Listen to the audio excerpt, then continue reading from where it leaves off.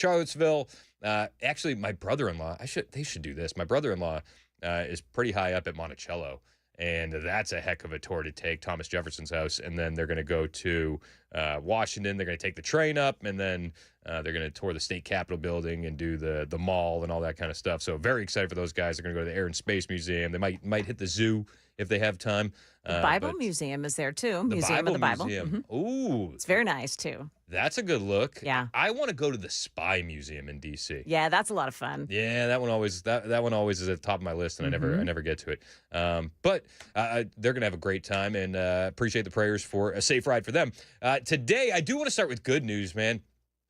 President Trump is the most pro-veteran president that we've ever had. I do believe that. And one of my biggest gripes under the Biden administration was how poorly our veterans were treated. I think, and I think that you guys deserve the red carpet rolled out for you, guys and gals. If you're willing to put your life on the line for this country, then you should be held in high esteem. And it seemed like for the last 4 years, you guys were the floor mat. And seriously, you were. At the VA, illegal aliens were walking over you to get appointments before you. And that was ridiculous. And it really infuriated me many, many times, just how our veterans are treated. On 4th of July, we went to, me and the kids, we went to the Tennessee Veterans Home in Murfreesboro, and we prayed with some veterans, spent some time with them, and just to kind of, show that love back for these guys that have risked everything. And it's amazing when you see, how hard these people work to take care of our veterans, and it's wonderful. But you want the federal government to back up the boots on the ground when it comes to caring for our veterans. And it seemed like for a long time in this country, the federal government, once you're done with your service, they're like, all right, we're done with you. And I think that is some bovine scatology. And yesterday, Donald Trump took an unprecedented step to make sure that our veterans don't lose their homes.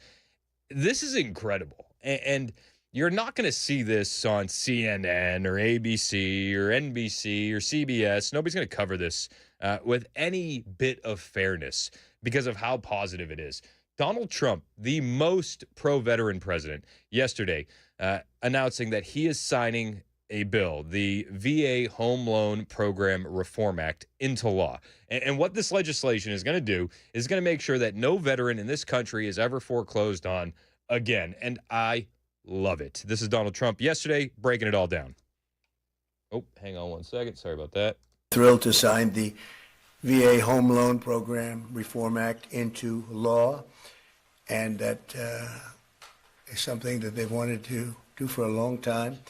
This legislation provides desperately needed relief to veterans and their families who have fallen behind on their mortgages, of which there are a lot, because we have somebody that doesn't want to lower interest rates. And probably won't lower them today. It's a really sort of an amazing situation. And it helps keep our promise to end veterans' homelessness, and we're going to do that for America. We're going to do that for our great veterans.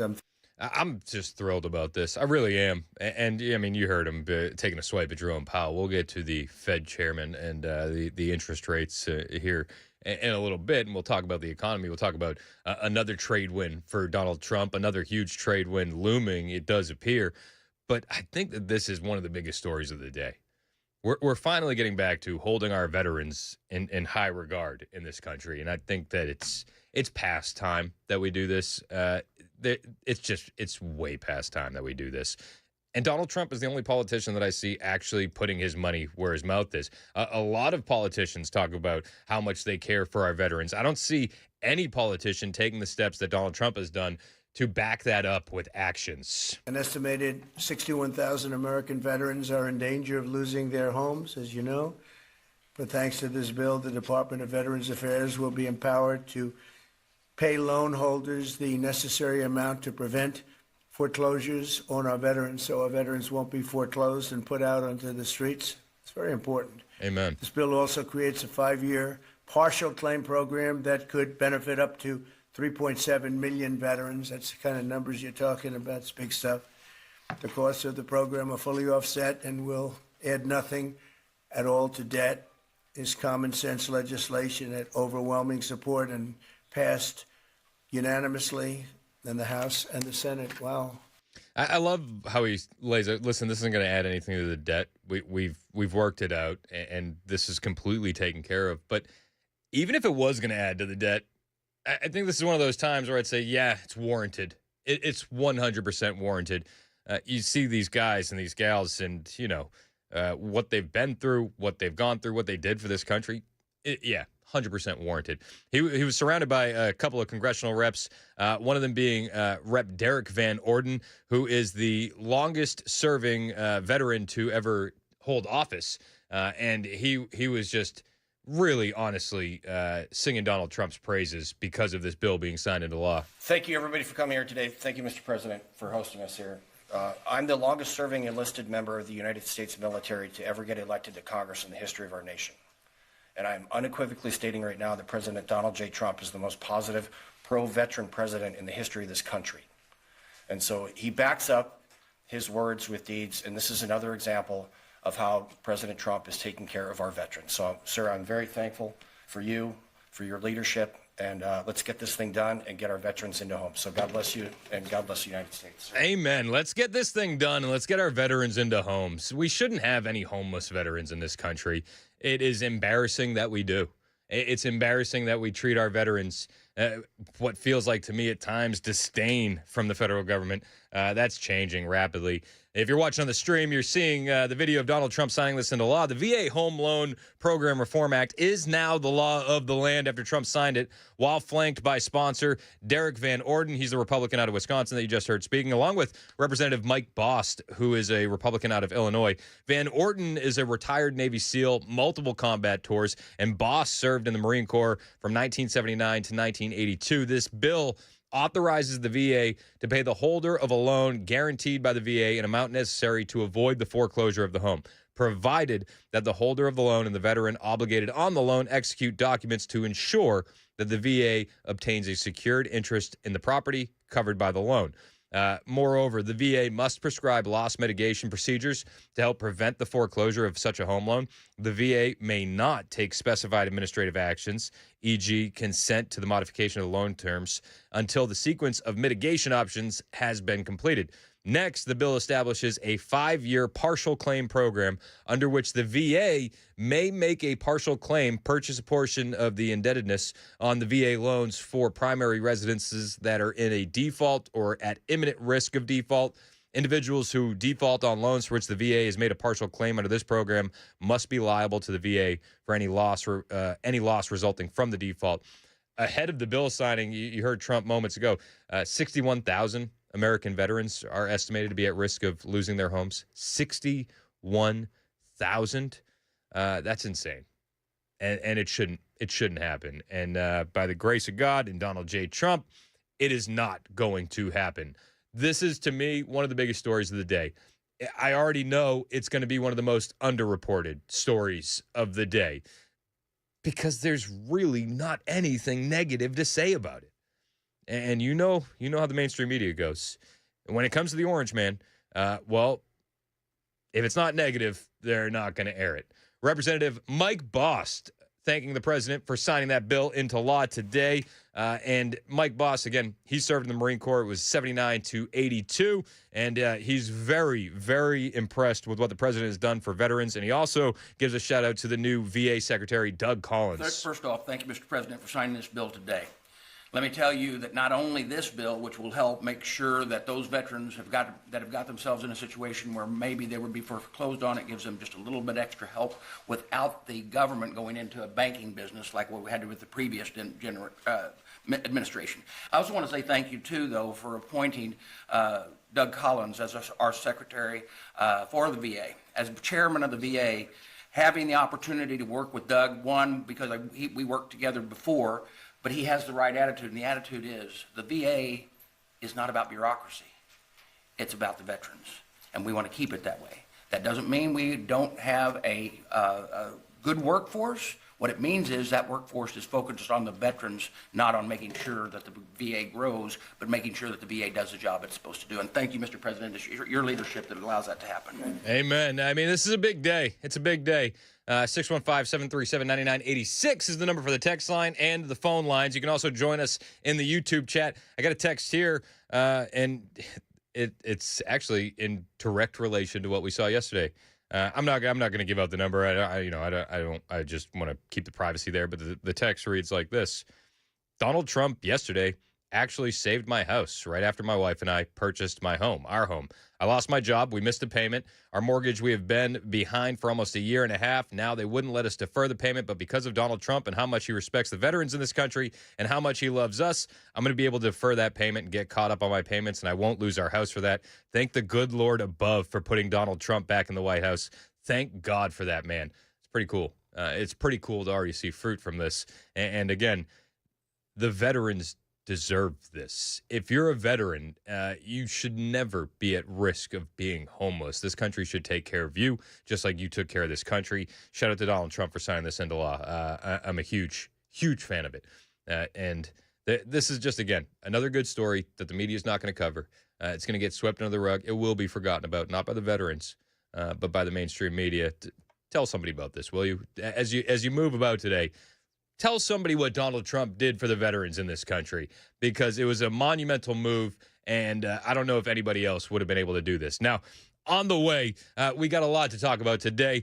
Now, Donald Trump has been just crushing it on the economy. I don't know if you've noticed this. Maybe you've been paying attention. Maybe you've heard of this, 3% GDP. You know, that was something that they said was never going to happen. Never going to happen. When's the last time that happened? And then people were like, oh, the last time Trump was president. And they were like, oh, well, it's not going to happen this time. And we're like, okay, wait for it. We hit 3% GDP. Well, we're waiting for inflation to fall before we cut the Fed rates. Oh, it's so weird that you mentioned that, because inflation came in lower than what you expected. Well, there's actually a lot of things that go into this when it comes to cutting rates. Jerome Powell was at a loss for words yesterday when they asked him why he didn't cut interest rates. He was scrambling to come up with a reason. He didn't do a great job. He didn't do a great job at all. And for the first time in 30 years, we had two members of the Federal Reserve Board dissent against Jerome Powell for not cutting the rates. That's pretty big. That's pretty big. We'll talk about that when we get back. Plus, I'll bring you the audio of Jerome Powell essentially wetting himself when asked the question, why didn't you cut rates? On the way. 9:21. This is Super Talk 99.7 WTN.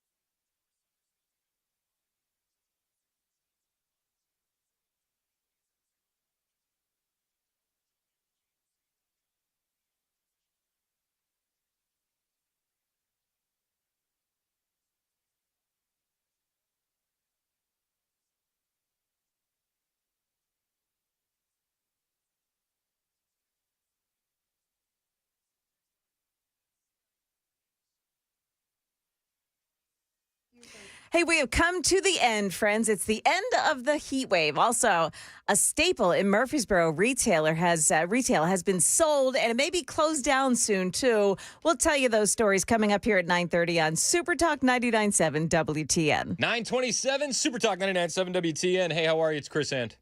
We were talking about this bill that the president signed into law yesterday preventing our veterans from going homeless. And I got to be honest with you. While I was reading the story and I realized, the gravity of the situation, how big of a moment was that President Trump signed this into law. As I'm reading the text line and I'm interacting with you guys, I realize how much bigger it is than I even put into context myself.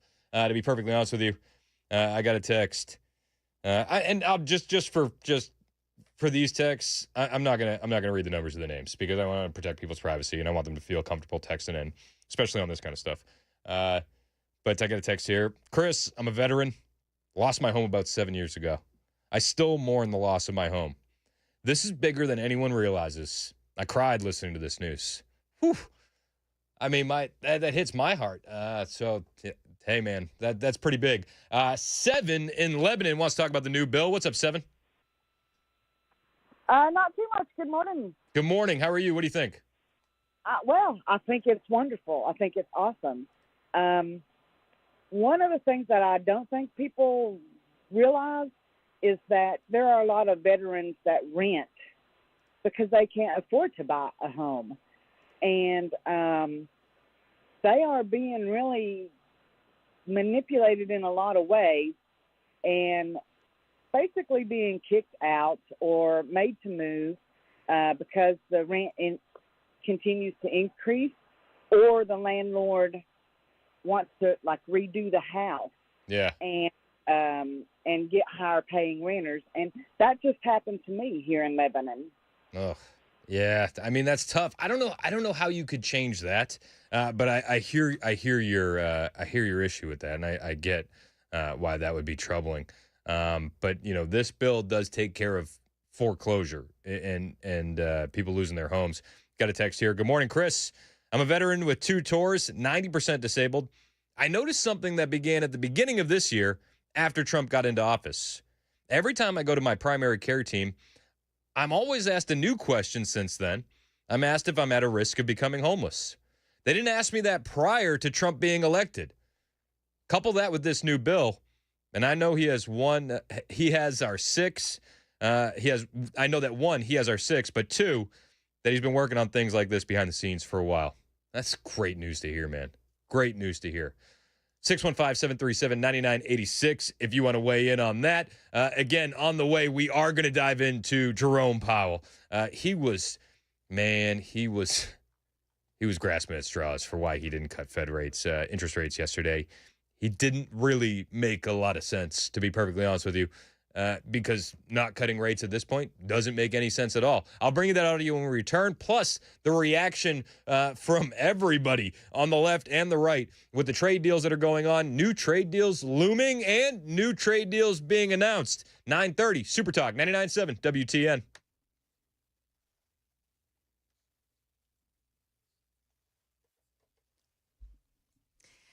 Good morning. I'm Joan Jones with your top stories. Well, there's a heat advisory again for today, but this is it, folks. Last day with this, I promise, at least for now. Then we'll see some breaks coming late this week. Stefano saying that tomorrow we'll be in the low 80s. His forecast is coming up in a couple of minutes.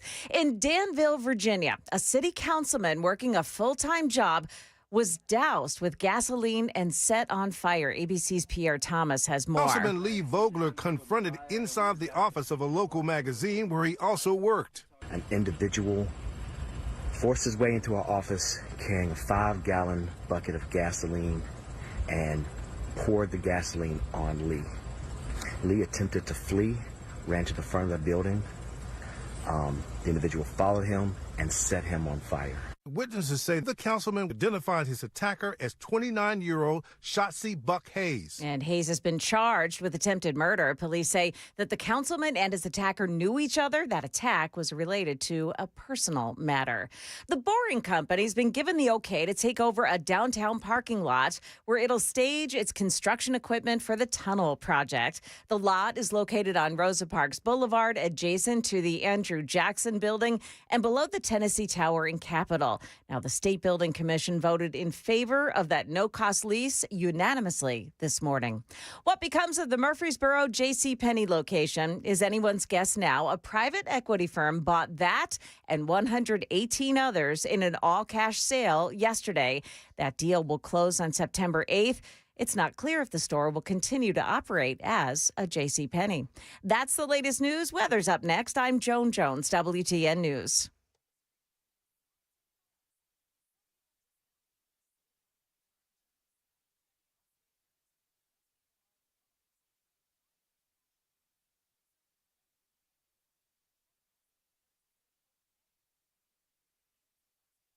Hey, what's up? It's Chris Hand here for my friends at United Structural Systems. You know them as USS. They're the best when it comes to waterproofing and foundation repair. And when it comes to these problems at your house, you just pretend they're not there. I get it, especially the waterproofing stuff. Man, it rains a little bit. It gets in the crawl space, gets in the basement, you got some wet, damp walls. But, I mean, with heat like we've had lately, it dries up, and you go, no more problem. That's not so true. When the rain comes back, so does the problem. We got more rain heading this way this weekend. And so do your waterproofing issues. And if you don't fix those waterproofing issues, they get bigger. That waterproofing problem is going to turn into mold. It's going to turn into wood rot. It's going to turn into foundation issues. Don't let it get bigger. Call USS today. They've helped 30,000 homeowners across Middle Tennessee and Kentucky. They're not about sales pressure. They're about fixing your problem. So whether it's foundation repair or waterproofing, call USS. They'll stand behind their work with warranties you can trust, locally owned, 30 years in the game, and here for the long haul. 615-488-7855. If you see the signs, don't wait. Call USS. 615-488-7855. Online at USSTN.com.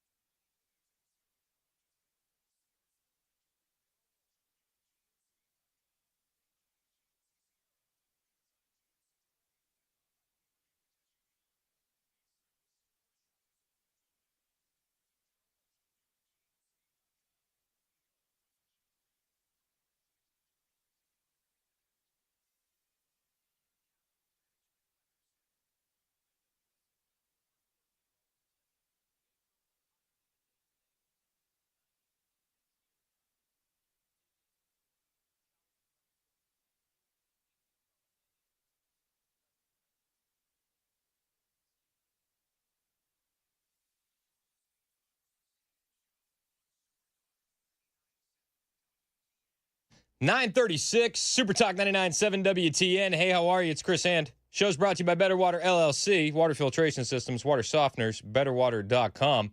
Appreciate you being here, however you are. Whether you're listening on the radio, the iHeartRadio app, the TuneIn app, whether you're watching us on Super Talk TV, Facebook, Twitter, Twitch, YouTube, Rumble. Appreciate you. Appreciate you. Hit like, subscribe, and share. I was looking at the YouTube chat during the break. You know the first comment that stood out to me? First comment in the YouTube chat. Somebody said, "Wow, that TV looks really bad." I wonder who could have done that. Could have been anybody. Could have been anyone. Could have But been it was anybody. just little old me. Yeah. The strongest member of the team, Jones. That was really the first one I saw. It's getting worse by the moment, I think. It is. It has spread a little bit. The way we describe the TV is the way the mainstream media is just describing the economy today. Yeah. You like Oh, that? that's good, How yeah. about that for a radio segue? What a Except the transition. difference is that we're honest and the mainstream media is lying. True. Yesterday was wild, man. Great news on the economy. The numbers came in absolutely fantastic. National Economic Council Director Kevin Hassett was dunking on everybody. It's really one of the best GDP announcements or releases that you could imagine, because there's blockbuster growth way above expectation, and there's also a real almost collapse in inflation. It went down by about 1.5% all the way down to 2.1%, which is the Fed's target. And so to have high growth with low inflation and also high income growth, personal income growth was 3%. That's just like about a sweet spot for a GDP release. And I will add that all of this happened while $127 billion in tariffs was raised, which is clearly not harming the American consumer. And we've been downsizing government in order to be more fiscally responsible. 70,000 federal jobs have been reduced, and there was a 5% reduction in federal government spending while all this was going on. Yeah, so that's Kevin Hassett. I said he dunked. It's a very prim and proper dunk. He's not going to go full Trump on these people, but he's laying out the numbers in a clear, concise way. Men lie, women lie, numbers don't. You've heard it. How do you argue with those numbers? How do you downplay that if you're the mainstream media? The New York Times found a way. The failing New York Times, believe it or not, found a way. They downplayed the GDP surge as economy slowed. This is how the New York Times put it out, okay? Outperforming the estimates of every so-called expert, America's second quarter GDP grew by a robust 3%. This is Breitbart. But this is how the New York Times put it. This is in the wake of all the good news, okay? The headline from, as Breitbart puts it, the bitterly disappointed New York Times. U.S. economy slowed in first half of 2025 as tariffs scrambled data. Wait, what? I'm sorry. If the GDP is going up and inflation's going down, that's the economy slowing? Huh. I learned something. I didn't know that I was going to learn that today. That's interesting. Here's the opening paragraph. Economic growth softened in the first half of the year as tariffs and uncertainty upended business plans and scrambled consumer spending decisions. And then Breitbart says it's only after all the doom and gloom and the spin that the Times bothers to report the actual news, but only in the most grudging of ways. Gross domestic product, adjusted for inflation, increased at a 3% annual rate in the second quarter. The Commerce Department said on Wednesday that topped forecasters' expectations and appeared to represent a strong rebound from the first 3 months of the year when output contracted at 0.5%. Naturally, the Times returns to the very same experts who've been wrong about, well, you guessed it, everything. They've been wrong about everything to predict more doom and gloom for the future, saying many forecasters expect a further deterioration in the months ahead. As tariffs work their way through the supply chains, federal job cuts filter through the economy, and stricter immigration policies take a toll on industries that rely on foreign-born workers. Okay. What about all the investment that we've been talking about? The hundreds upon hundreds of billions of dollars, the factories. What, we haven't seen that fully, at full strength yet. We haven't seen that. No. What about the opening of the markets, the European Union, Japan, being able to sell our cars there? We haven't seen the economic benefit of that yet. See, while the experts at the New York Times tell you it's only going to get worse, I disagree. I think it's only going to get better. I don't even think we're at full strength. The tariff revenue is going to get even higher. August 1st is a big day. Don't be panicking. There's going to be some heavy tariffs levied. And Donald Trump was talking real tough to India last night on Truth Social, essentially saying, screw you guys. Go hang out with Russia. We don't sell anything to you anyway. I love it. Huge fan. You want access to our economy? You got to open up your markets. That's what the president said. And his negotiations have been so on point. He was talking about his negotiations. This is why he was in Scotland. He did an exclusive interview with Breitbart that they just released. But listen to Trump just talking about his negotiation style. Many of them didn't understand tariffs. Even economists, they didn't understand. It's a negotiation, basically. You know, when you say that you're going to pay X percent on any product that you put into our country, they're taking our jobs. Yep. They're closing our plants when they do this. You know, they have to pay a price for it. So our country was the richest from around 1870 to 1913. Proportionately, it was the richest. That was a golden age in a sense. We were so rich. We had so much money, we didn't know what to do with it.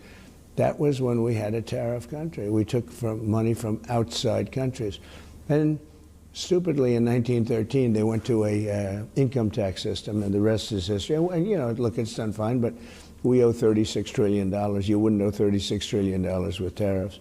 And we'll be paying off debt, and we'll be doing a lot of things with this money. This money that's coming in is at levels that nobody's ever seen before. Many of them didn't understand. No, and it is at levels nobody's ever seen before. We keep breaking records. June broke a record. July broke a record. People don't understand tariffs. The experts don't understand tariffs. They kept telling us that it was going to increase inflation, and now the same experts are saying, but wait, it's still coming. Okay. We'll wait for the experts to be wrong again. It usually takes about a month and a half. At a time, it was 6 months, and that's really shrunk. And it's about a month, and we'll have the experts singing a different tune. But while the New York Times is talking trash, Donald Trump is breaking it down in a way that you can understand. Even some of the fake news is having a hard time disagreeing with the results. NBC of all stations, maybe you've heard of them, fake news, NBC. This is how they reported the economic numbers yesterday. Saying despite the trade war, the economy is solid for now. Unemployment is low and the labor market is strong. Now they did preface it with a for now. But they can't argue with the strong economy. They can't argue with the low unemployment numbers. They just can't. They can try. But then you sound like the New York Times, and you just sound like losers and bitter. And that's what we're getting a lot from these experts. Even over on CNN, CNN's Matt Egan was on with Wolf Blitzer, and he goes, guys, the economy did rebound in the second quarter.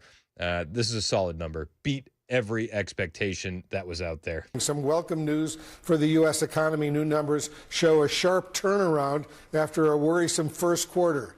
CNN senior reporter Matt Egan is joining us here in the Situation Room. How big of an improvement is this new report for the U.S. economy? Well, Wolf, the headline here is a positive one, right? GDP, the broadest measure of the U.S. economy, it did rebound in the second quarter, 3%. That is a solid number. And it also beat expectations. This marks a major improvement from the first quarter when we saw a rare contraction. So, with all these expectations beat, what we really need to do is lower interest rates and really have it translate into the economy and really help people buy homes and the like. But the Fed chair didn't cut rates yesterday. We beat the inflation predictions, we beat the GDP predictions, and he didn't cut rates. And for the first time in 30 years, two of the members on the Federal Reserve consensus, two of the board members cracked the consensus.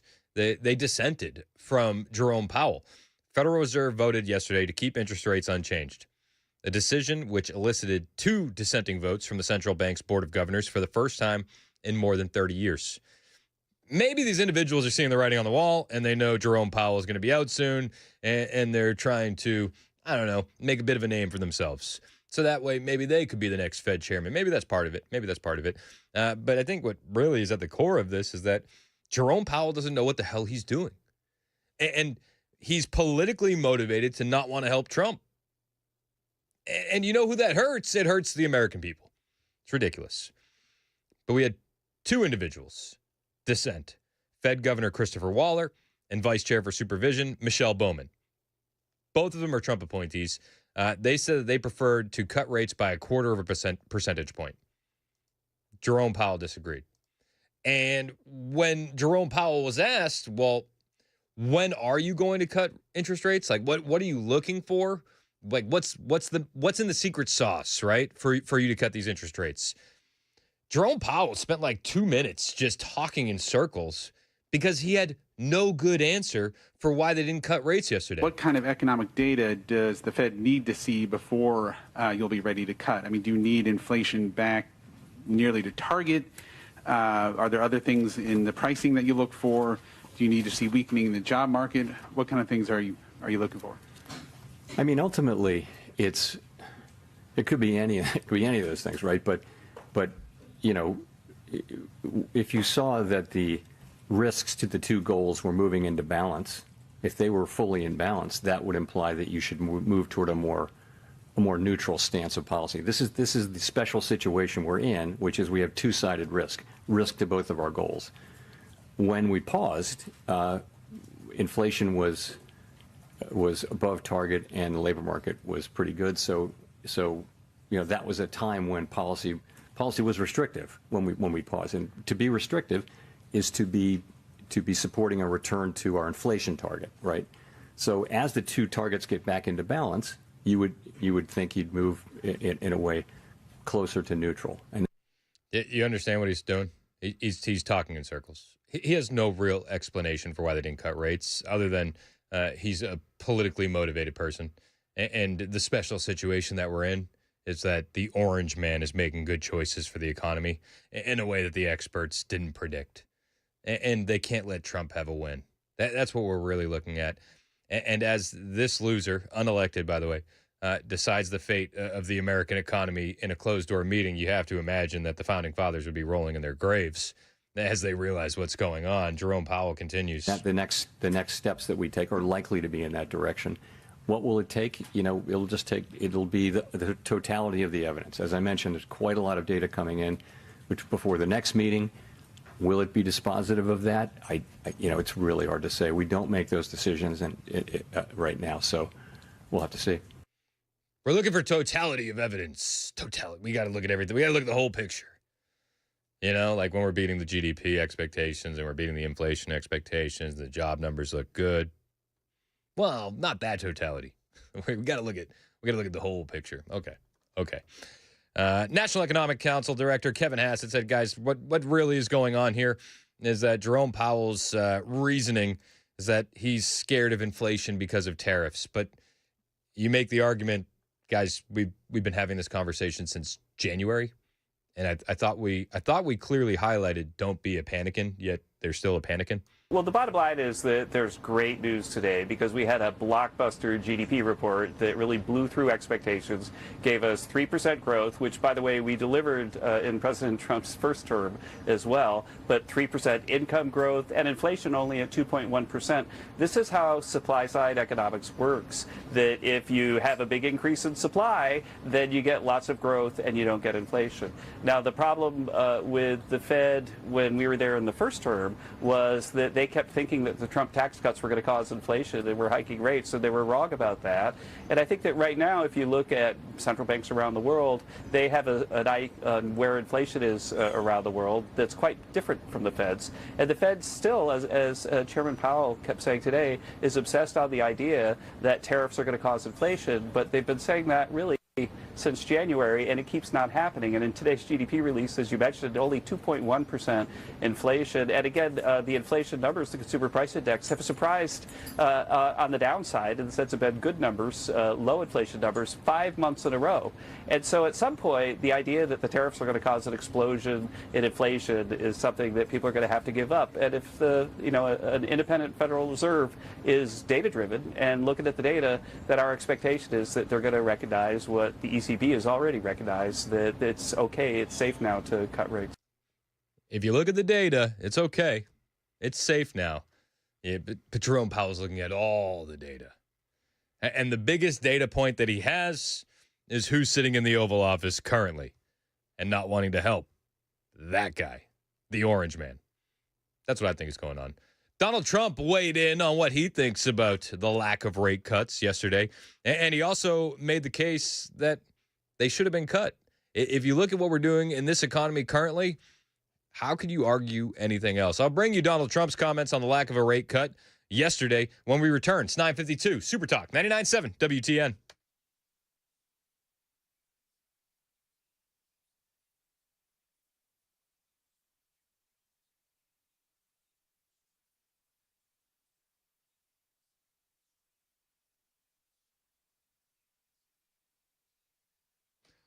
Hey, what's up? It's Chris Hand here for my friend Shane Ring over at Cover Nash. I'm actually going to go hang out with Shane today. I think we're having lunch. Shane's a great guy. You're going to like him. And he makes health insurance simple for you. I think that's the big deal. If you want to talk to Shane, you got to talk about health insurance. If you're tired of health insurance that feels like a math test, then Shane's going to simplify everything for you. Cover Nash has a brand new nationwide PPO plan that gives you the freedom to pick your own doctors anywhere in the U.S. with no referrals and no red tape. And listen to what they're going to offer. Just a $250 deductible, a flat $50 copay for any doctor, even specialists. Outpatient surgeries, $250 copay. Hospital stays, just $1,000 total. Free preventative care, colonoscopies, mammograms, physicals, because it's ACA compliant. Now, here's the kicker. No surprise bills, no hidden fees, just real protection from real providers. And if that's not the perfect fit, Cover Nash works with over 75 top-rated insurance companies. You need to call Shane Ring today. He'll find you something that works for your budget and your needs. 615-465-0023. That's 615-465-0023. Cover Nash. Health insurance finally made simple. Finally. CoverNash.com.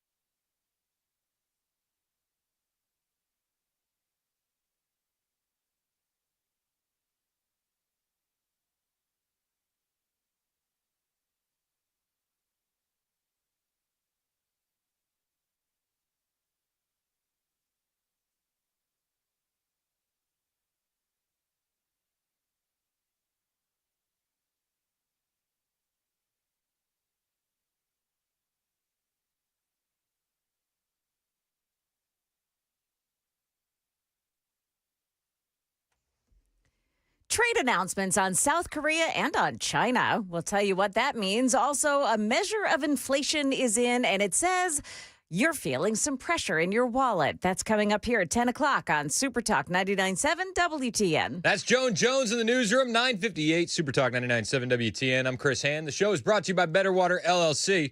Water filtration systems, water softeners, you get those at betterwater.com. Donald Trump not impressed with the lack of rate cuts yesterday after the stellar numbers from the GDP. He was asked about it while he signed that bill for our veterans. And I don't know, you tell me, does he sound happy? What you do is you lower them, and let's see if there's inflation. Right now, there's no inflation. Everybody thought there would be. All we have is billions of dollars of cash pouring into our country from other countries that took advantage of us for many, many years. You know, they were taken advantage of. We were like the stupid people that didn't know what they were doing. They took advantage of us. Other countries, friend and foe. And by the way, the friend was oftentimes much worse than the foe when it comes to trade. So if that happens, what you do is you raise your rates and you do what you have to do to stop inflation. But we're keeping the rates high, and it's hurting people from buying houses, and we don't want that. If for any reason that happened in a year or two, if there's some signs of inflation coming back, right now there's not. We have a great thing going. I think we're going to have the richest economy you've ever seen. We have money coming in that we've never even thought about at numbers that nobody's ever seen before. We have a deal with Japan where they're going to pay us $550 billion. We have a deal with Europe where they're doing $750 billion plus $400 billion plus $300 billion. And many other countries, it's likewise, you know, relatively, those are two big ones, but likewise. So we have a lot of money coming in, and we have no inflation, and we're very strong, and we should be lowering the rates. You know, each point that this gentleman keeps up costs us $365 billion a year. Think of that. 1 point, $365 billion. It's insane. My initial reaction to that, annoyed, irritated, a bit pissed. And it seems like this political operative, who is the Fed chairman, Jerome Powell, is doing anything he can to stifle this unbelievable economy that Donald Trump is building. Now, that being said, I don't think there's anything you can do to stop the Trump train on this economy currently. You got more trade deals coming in. Joan Jones mentioned in the newscast, South Korea, China. Have you heard of them? Maybe you've heard of them. China. Yeah, that's the one. That's the one. Those deals have been announced. South Korea has, China looming. But this guy he keeps going. He was on vacation. He comes back with $1 trillion. Unbelievable. How come the Fed chairman can't see this? We'll talk about a little bit more about those trade deals on the way. Hang out with us. 10:01 Super Talk 99.7 WTN.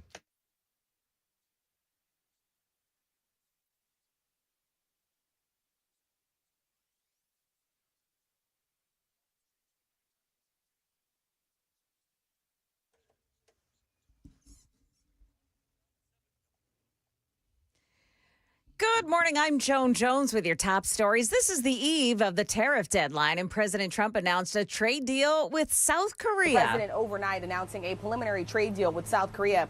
Both sides settling on a 15% tariff on most South Korean goods, including cars and electronics. That's down from the 25% the president had threatened. South Korea also agreeing to buy $100 billion of American energy. That's ABC's Rachel Scott. Now, the president said South Korea will also give the U.S. $350 billion for investments owned and controlled by the U.S. and selected by President Trump.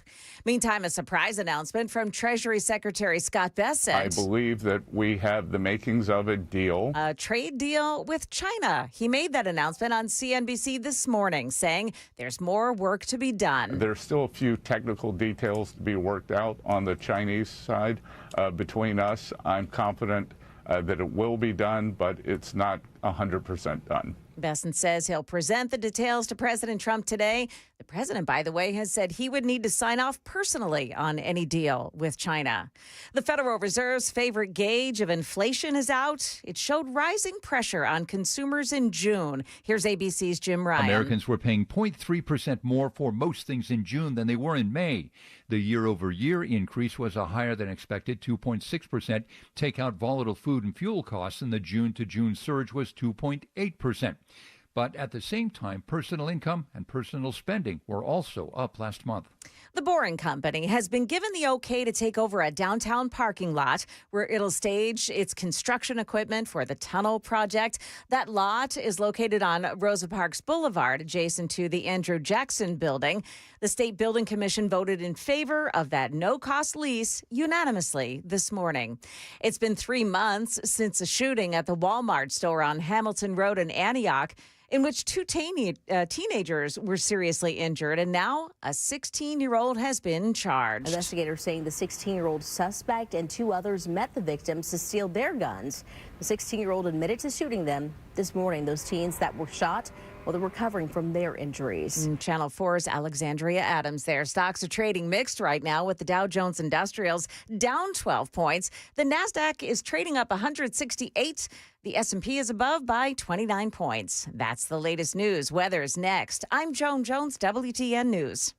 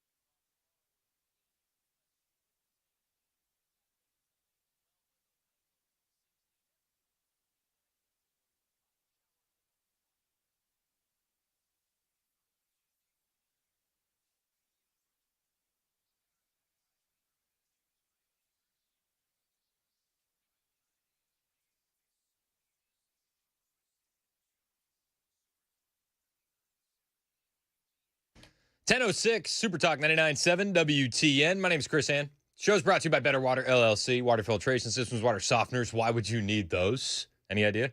I don't like them putting chemicals in the water that turn the friggin' frogs gay. It's good reason. BetterWater.com. Sometimes I just do things for me. Make me smile. I think it's back to being funny again. I think it is. It takes time. It takes time. Got to go through those cycles. It's like you go to a really good restaurant, like you only order one thing on the menu, but it's always clutch. But then you're like, I don't want to do that tonight. Need a break. And then like a couple weeks later, you're like, I could go for some brisket from Sick Pig again. I'll be honest with you. Ooh, that sounds good. Right? Now. You moved away from the borough. You haven't been at the pig in a while. Missing out. We should have a Slick Pig field trip soon. Got to make a trip. We got to make a trip. Not an endorsement. We're getting hungry. Good food. We're just getting hungry. What was I talking about? Oh yeah, trade deals. Yeah. Donald Trump's been crushing it, man. He's a little bit annoyed, a little bit pissed that Fed rates weren't cut yesterday, and you can understand why. When you look at the evidence that's mounting, Donald Trump is absolutely dominating on the economy. Dominating. He announced yesterday that domestic auto production is up 36%. Imports dropped 30%. That's pretty good for American automakers, if I do say so myself. Well, we have reduced the federal workforce by 70,000 jobs. And That's these good. are private jobs that are coming back to our country. Federal jobs are being cut. Critics said that our tariffs would hurt the economy, but the data shows the exact opposite, and the exact opposite is happening. The U.S. Treasury has taken in $150 billion from tariffs, and we'll be adding about $200 billion next month for totals that nobody's ever seen before, frankly. And foreign imports were down 30% in the second quarter, while the domestic auto production surged by a stunning 36%. Huge. How about that number, Dr. Oz? Right, that's good. That's good. We want to do that with your patients too. We'll have a very healthy. We're going to have a very healthy country. At the same time, inflation continues to fall faster than expectations, and while we have. So the numbers are up everywhere. Inflation is falling. No rate cuts. Got it. Well, whatever happens with the Fed rates in September, we'll have to cross that bridge when we get to it. I mean, I feel like that conversation is dead for the time being. They're not going to have a surprise meeting and lower the rates. But it's just annoying. Tomorrow, though, we got some more money coming in. I don't know if you've heard this. This is would you call this Liberation Day 2.0? Well, I think Liberation Day 2.0 is pretty good. But Trump saying yesterday, get ready for August 1st. August 1st is a very big day for this country because money is going to pour into the United States like we've never seen before. Never before. And countries are taking note. They know that the deadline is looming. And in another, what's being described as a devastating blow to the experts, President Trump yesterday revealed that a trade deal had been reached with one nation, South Korea, best Korea if you're keeping score at home, saying, I'm pleased to announce the United States has agreed to a full and complete trade deal with the Republic of Korea. The deal is that South Korea will give the United States $350 billion, with a B, for investments owned and controlled by the United States and selected by myself as president. Additionally, South Korea will purchase $100 billion, with a B, dollars of LNG or other energy products. And further, South Korea has agreed to invest a large sum of money for their investment purposes.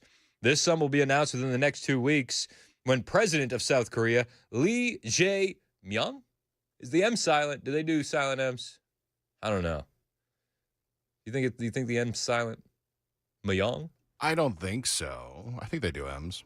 Lee Jae-myung comes to the White House. He's coming to the White House for a bilateral meeting within the next 2 weeks. He said he would also like to congratulate the new president on his electoral success. It is also agreed that South Korea will be completely open to trade with the United States and that they will accept American products, including cars and trucks, agriculture, etc. We've agreed to a tariff for South Korea of 15%.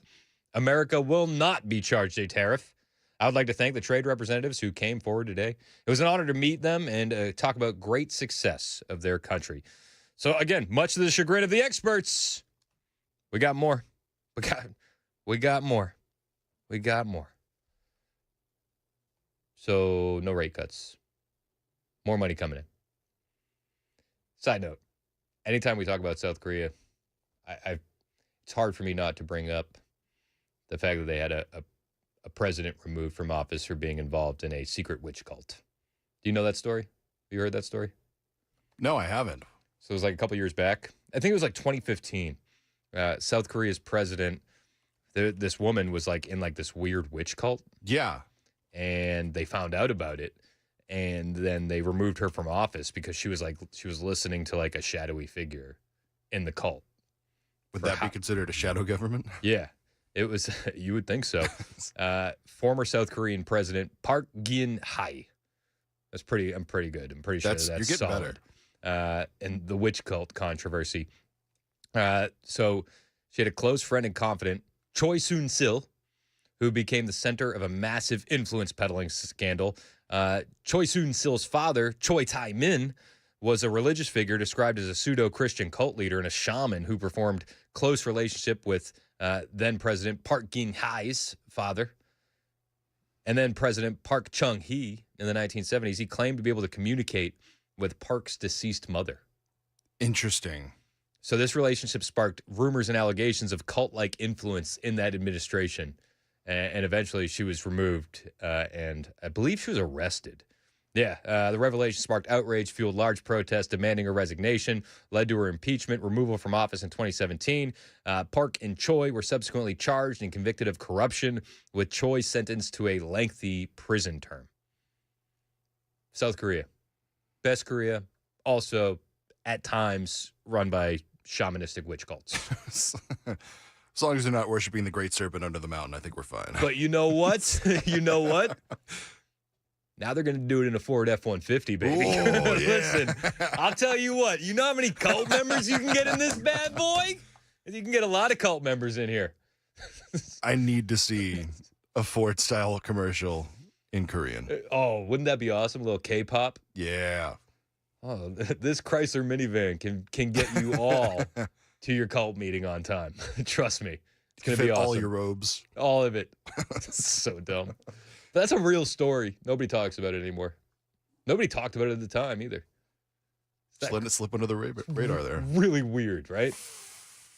And then it's also like when people are like, you're a lunatic for thinking that the government's run by a cult of satanic pedophiles. It's like, dude, that was 2016 where they found out a government was being run by a cult. So, there's that. It's there. It's there if you look for it. It's there if you look for it. So people are really impressed with my Korean pronunciations.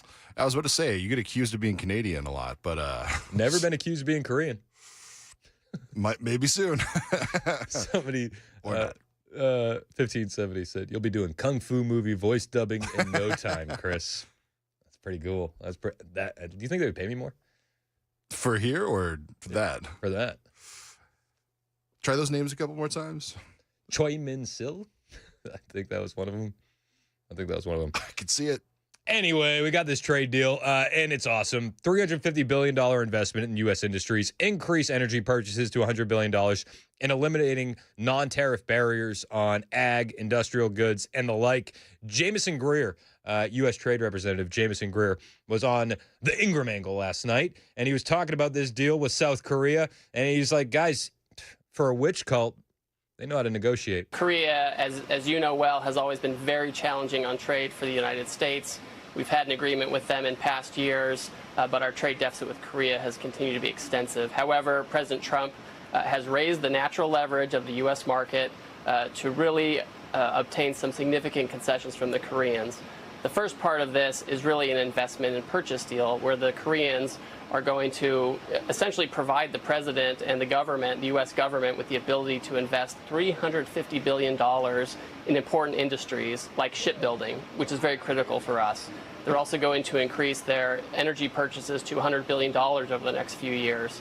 And then there's the trade piece of this, too, where non-tariff barriers we've had on agriculture and industrial goods for years will be eliminated as we work with our Korean partners. I mean, this is exactly the sweet spot that President Trump is hitting with trade partner after trade partner, and he's done it tonight with South Korea. And it's amazing that while you see the EU take a 15% tariff, you see South Korea take a 15% tariff, both of these deals, we're not paying a tariff. Oh. Weird. Why would that be? Maybe it's because Donald Trump was right, and these individuals and these countries running them understand that the key to economic success is Americans. We have the buying power. The U.S. consumer is what they're paying for access to. You have to understand that. Howard Lutnick understands that, and he says that the magnet of the world is just that. It is the U.S. consumer, and all these other nations need to take note. If you want access to the U.S. consumer, well, you got to pay to play. The magnet of the world is the U.S. consumer, right? You know, remember the saying, the customer is always right? U.S. customer is the greatest buyer in the world, and Donald Trump understands how to harness that customer and show that customer to everybody and say, if you want to play in our sandbox, you've been treating us badly for years, come on and play. And then the idea now is to get these countries who open their market. Number one, open their market so now we can export for the first time, and that's going to grow our GDP 1%. Build factories here. That's going to grow our GDP 1%. And then these people invest. We now have $900 billion committed to build the pipelines in Alaska, to build nuclear and build power, and drill, baby, drill. This becomes the model. We're going to build ships in America. We're going to build semiconductors in America. We are going to finally take care of the core of America, and it's led by Donald Trump's trade policy. Amen. He's absolutely right. Absolutely right. Donald Trump knows that what these countries want access to you is you. They want access to you. They want access to me. They want access to our dollars. And if you want in the sandbox, as Howard Lutnick says, you got to work. You got to do something for us. You got to make it attractive to America. And Donald Trump has just been balls to the wall on these deals, man. He talks a real good game when it comes to negotiating. You know, with the EU, we played the clip of Howard yesterday, Howard Lutnick. Oh, you don't want to play ball? 50% tariff, fine, deal. Oh, you're playing ball a little bit? We'll do 30%. Oh, now you're really negotiating with us? Cool, 15%. Start high, lower it down as you negotiate. Everybody's happy.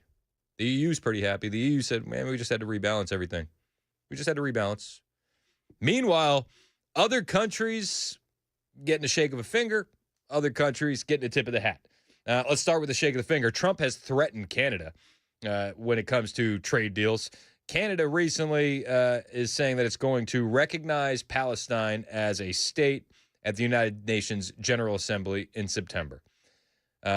Trump taking to Truth Social late last night, not very impressed with that, saying, and I quote, "Wow, Canada's just announced that it is backing statehood for Palestine.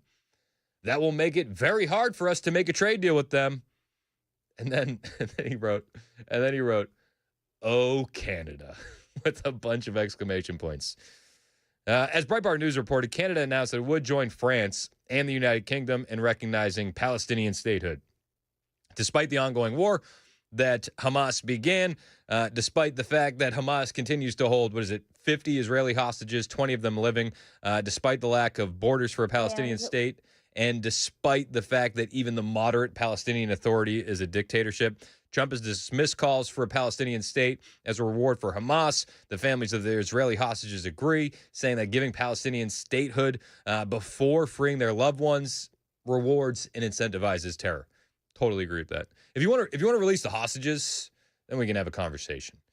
Until then, I'm not sure. I'm not sure why we're having that conversation, and I'm not sure the motivations behind the UK, France, or Canada in this situation.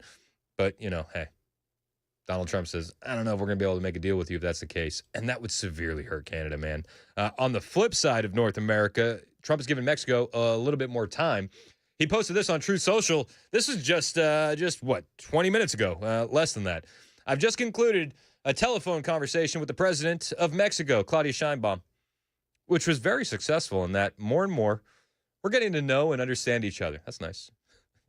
We're really becoming close.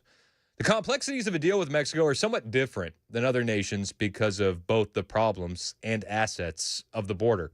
We've agreed to extend for a 90-day period the exact same deal we had for the last short period of time. Namely, Mexico will continue to pay a 25% fentanyl tariff, 25% tariff on cars, 50% tariff on steel, aluminum, and copper. Additionally, Mexico has agreed to immediately terminate its non-trade tariff barriers, of which there were many. We'll be talking to Mexico over the next 90 days with the goal of signing a trade deal somewhere within the 90-day period of time or longer. Present at the meeting were Vice President J.D. Vance, Secretary of Treasury Scott Bessent, Secretary of State Marco Rubio, Howard Lutnick, Secretary of Commerce, United States Trade Representative and Ambassador Jameson Greer, Chief of Staff Susie Wiles, and Deputy Chief of Staff for Policy and the United States Homeland Security Advisor Stephen Miller. There will be continued cooperation on the border as it relates to all aspects of security, including drugs, drug distribution, illegal immigration into the United States. Thank you for your attention to this matter. So Donald Trump puts Canada on notice, gives Mexico a little bit more time, and China, the trade deal still looms. They say the talks wrapped inconclusively, but we'll see what happens with that. August 1st, tomorrow, a lot more tariff revenue coming into this nation. 1023, Super Talk, 99.7 WTN. China.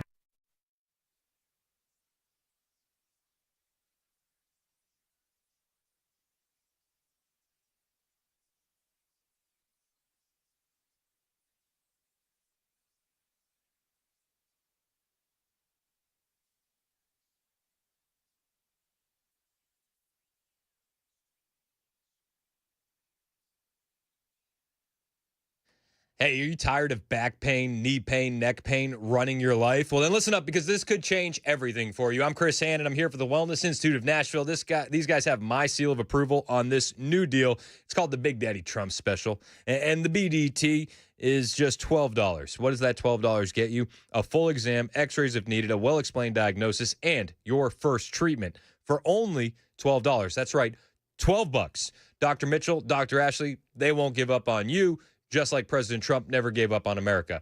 And quite often, they'll get patients in there going, why can't other doctors explain things like you guys? Well, the difference is going to be key, and you're going to see it from the moment you walk into the Wellness Institute of Nashville. Whether it's back pain, neck pain, sciatica, numbness, bulging discs, they'll treat it all without surgery, without painkillers, without injections. Spinal decompression, robot lasers, and anti-gravity machines are the route that they take. 615-246-5009 if you're tired of that pain. That's 615-246-5009. I'm Chris Hand. The Wellness Institute of Nashville has my seal of approval on this deal that could change your life. Painisbad.com.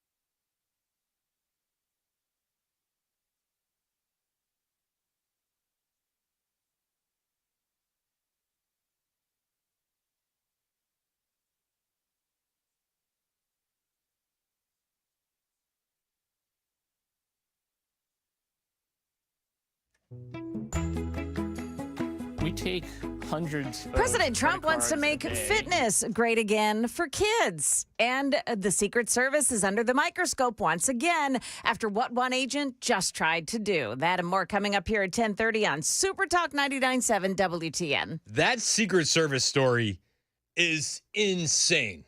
Yeah. Do you think that they're going to have more accountability, the Secret Service, now that we have, real leadership in charge as opposed to the last leadership in charge where, the sloped roofs were a bit much? I don't know. After this story, it seems kind of, I'm less convinced that it's going to be any better.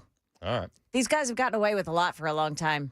It's insane. Yeah. I know a couple Secret Service agents too, and they're usually good guys, smart guys. You got what's going on? Just turn your mic up a little bit for me. Turn it up? Yeah, just tilt it up toward you. Oh. There you go. Mason was like giving me this weird look. I was trying to not say anything, but a little peek behind the curtain. Chris's mic is pointing down. Well, what do you want me to do? Be better. Point your mic up. All right. I did it. I'm not sorry. break TVs. I'm Come on, sorry. man. Yeah, don't break TVs. I'm going to smash this thing. Do you think I'd get in more trouble if I was to get angry and smash this thing more with the microphone? I think it depends on what you do it over. Okay. That's fair. If the lightning round really hits. I want to take bets on when the A will be covered by the liquid diodes, as I think they're called. Liquid diodes. I know, Sam. Will it be before noon? It might be. Yeah. It might be. I'm going to say it's till tomorrow morning when Dan's show starts. I'm going to maybe halfway covered tonight, but I think if we're going fully covered, I think tomorrow by Dan's show. All right. I just want you to know the boss cleared me. She said I'm okay. Good to know. Good to know. Jones just on secret probation for the time being. Scott Bessent yesterday sitting down saying because of the president of the United States, American jobs are coming back. And for too long, this was not the case. Important here is, there's the job numbers, but then we look at the number of jobs for American citizens. And that's really taken off. And somehow, in the academic literature, in the mainstream media for years, the one area where supply and demand didn't matter was in low-end labor. We can let hundreds of thousands, then it turned into millions, and then maybe tens of millions of people cross the border, and it wouldn't suppress wages. And now, I think that we've had this horrible despair, especially among young men aged 16 to 35. We're seeing a real problem there. But I think now that we're seeing real wage growth, that good, high-paying jobs are coming back, that I think this is just going to build on itself. Because a lot of these commitments for the trade deals are for substantial investments in the U.S.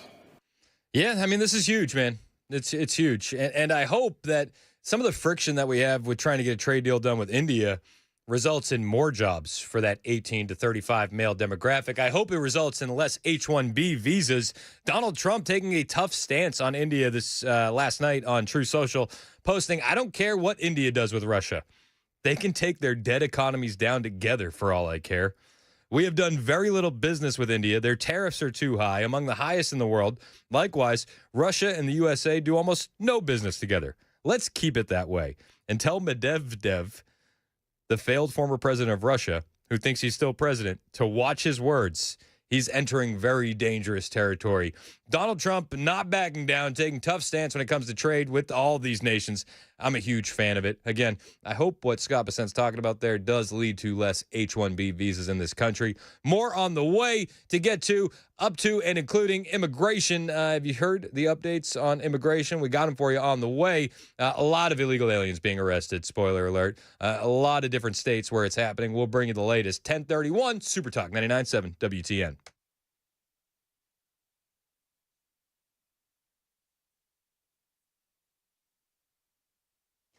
Good morning. Now, 10:31. I'm Joan Jones with your top stories. The presidential fitness test is making a comeback. Public school students from the 1960s to 2012 probably remember doing the presidential fitness test in gym class. It included push-ups or pull-ups, sit-ups, a mile run, and a sit and reach, which sounds just like its name. Sit on the ground and reach for your toes. President Obama replaced it with an assessment that was more focused on personal health. But today, President Trump will sign an executive order bringing the fitness test back to public schools. He'll also reestablish the President's Council on Sports, Fitness, and Nutrition, which will partner with professional athletes and sports organizations.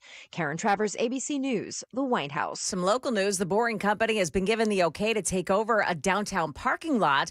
where it's going to stage construction equipment for the tunnel project. That lot is located on Rosa Parks Boulevard. It's adjacent to the Andrew Jackson Building. It's the State Building Commission voting in favor of that this morning. It's a no-cost lease, and they voted unanimously to okay it. Convicted killer Byron Black is set to be executed August 5th. That's on Tuesday for the murders of his girlfriend and her 2 young daughters in South Nashville in 1988. But there's a hitch. A judge has ordered the state to disconnect his pacemaker before the execution at Nashville General Hospital. But the hospital now says it never agreed to that procedure and it will not take part in any execution.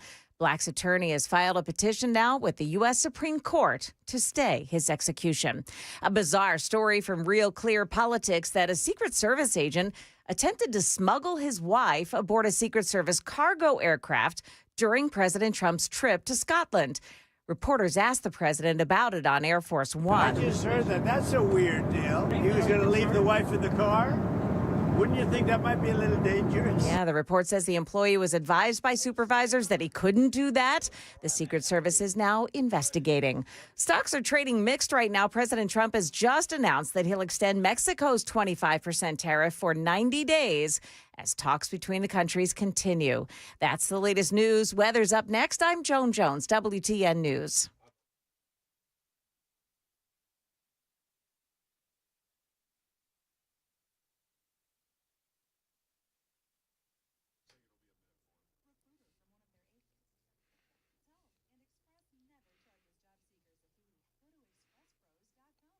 You know, my favorite part about Joan Jones's last newscast was when President Trump, talking about the Secret Service agent's wife in the car, goes, "That's a little weird. That's a little weird. Can't leave her in the car." Now, the president has Secret Service. You don't. You're going to be responsible for your own security. And where I recommend you go is the Glock store. It's Chris Hand here for the Glock store. Today, you're going to get most guns coming right out of the box with optic ready. Glock calls it MOS for modular optic system. But what if you bought your Glock before optics were the big thing? I mean, that doesn't mean you're left out or you need to buy a new Glock. Lenny McGill always has your back when it comes to all things Glock. And out of their 16 CNC machines, 3 of them are dedicated to cutting Glock slides precisely to fit the red or green dot optic of your choice, and they'll do it in 10 days or less. And because you can go to the store and drop it off, sometimes it's a lot less. And unlike optic-ready Glocks, which rely on adapter plates to fit a variety of optics, your optic will sit lower, be more secure, and be more accurate. The Glock store has done this for over 20,000 customer slides, and every single one of them, perfect. And if you've never shot a Glock with an optic, remember, only $69.9 gets you 10-round sample pack, and you can shoot a Glock with either a Holosun or Vortex optic, 2 of the most popular brands. That's only at the Glock store, minutes from the airport, worth the drive from anywhere, always open online, glockstore.com.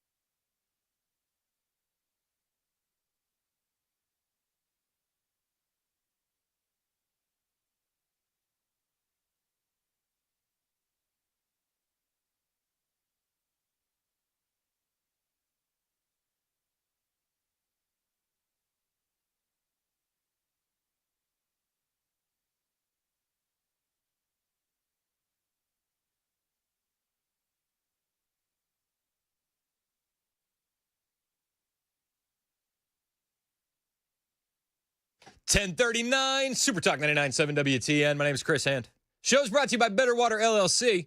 Water filtration systems, water softeners, betterwater.com. You can listen to the show anywhere, iHeartRadio, tune in the FM dial. You can watch the show anywhere, Facebook, Twitter, Twitch, YouTube, Rumble. Hit like, hit subscribe, hit share. Help us grow the digital footprint of the radio station. We appreciate it. We are going to talk about illegal immigration and the arrests that are taking place. But real quick, I did hear this in Jones's newscast. Did you hear this? The presidential fitness test is coming back. Are you excited about that? Yeah, I actually have security members that can do their job properly. Honestly, listen. So as soon as she starts bringing that up, did you ever hear the audio of JFK talking about how sad it is to see a chubby little kid? You've never heard that? You've never heard that? That's where my mind went immediately. Really? With his like Irish Catholic Boston accent. And he's talking about how terrible it is to see little fat kids. Interesting. That's where my mind went. There's nothing, I think, more unfortunate than to have soft, chubby, fat-looking children. I love it. I love it. It's good. JFK would never be a Democrat nowadays. No. You're body shaming, bro. What are you doing? Cleaning rifles in the Oval Office. That's not a Democrat. No, absolutely not. That's one of the ways I won my in-laws over, by the way. Oh, really? Yeah, like you know me. I'm always ready to talk politics. I always see the memes, and it's like by my 8th beer, I'm going to tell you everything you don't want me to tell you, and I don't drink, so it's usually like by my 2nd LaCroix, I'm really gonna get crazy. But the presidential fitness test. So I would tell my in-laws, I'd be like, JFK would be a conservative today. If he kept every stance the exact same, he would be alt-right. Yeah. They would label him like a QAnon nut. Oh, easily. 100%. So fast. And the body shaming on this guy, are you kidding me? There's nothing, I think, more unfortunate than to have soft, chubby, fat-looking children True. who go to watch their school play basketball every Saturday and regard that as their week's exercise. I hope that all of you will join, and everybody in the United States, to make sure that our children participate fully in a vigorous and adventurous life which is possible for them in this very rich country of ours. Amen.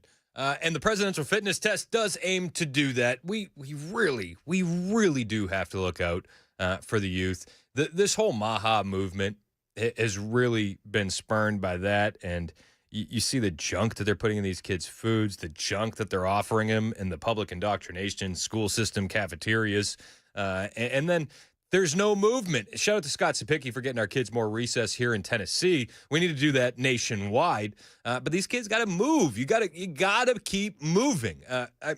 My son Brooks, I love him to death.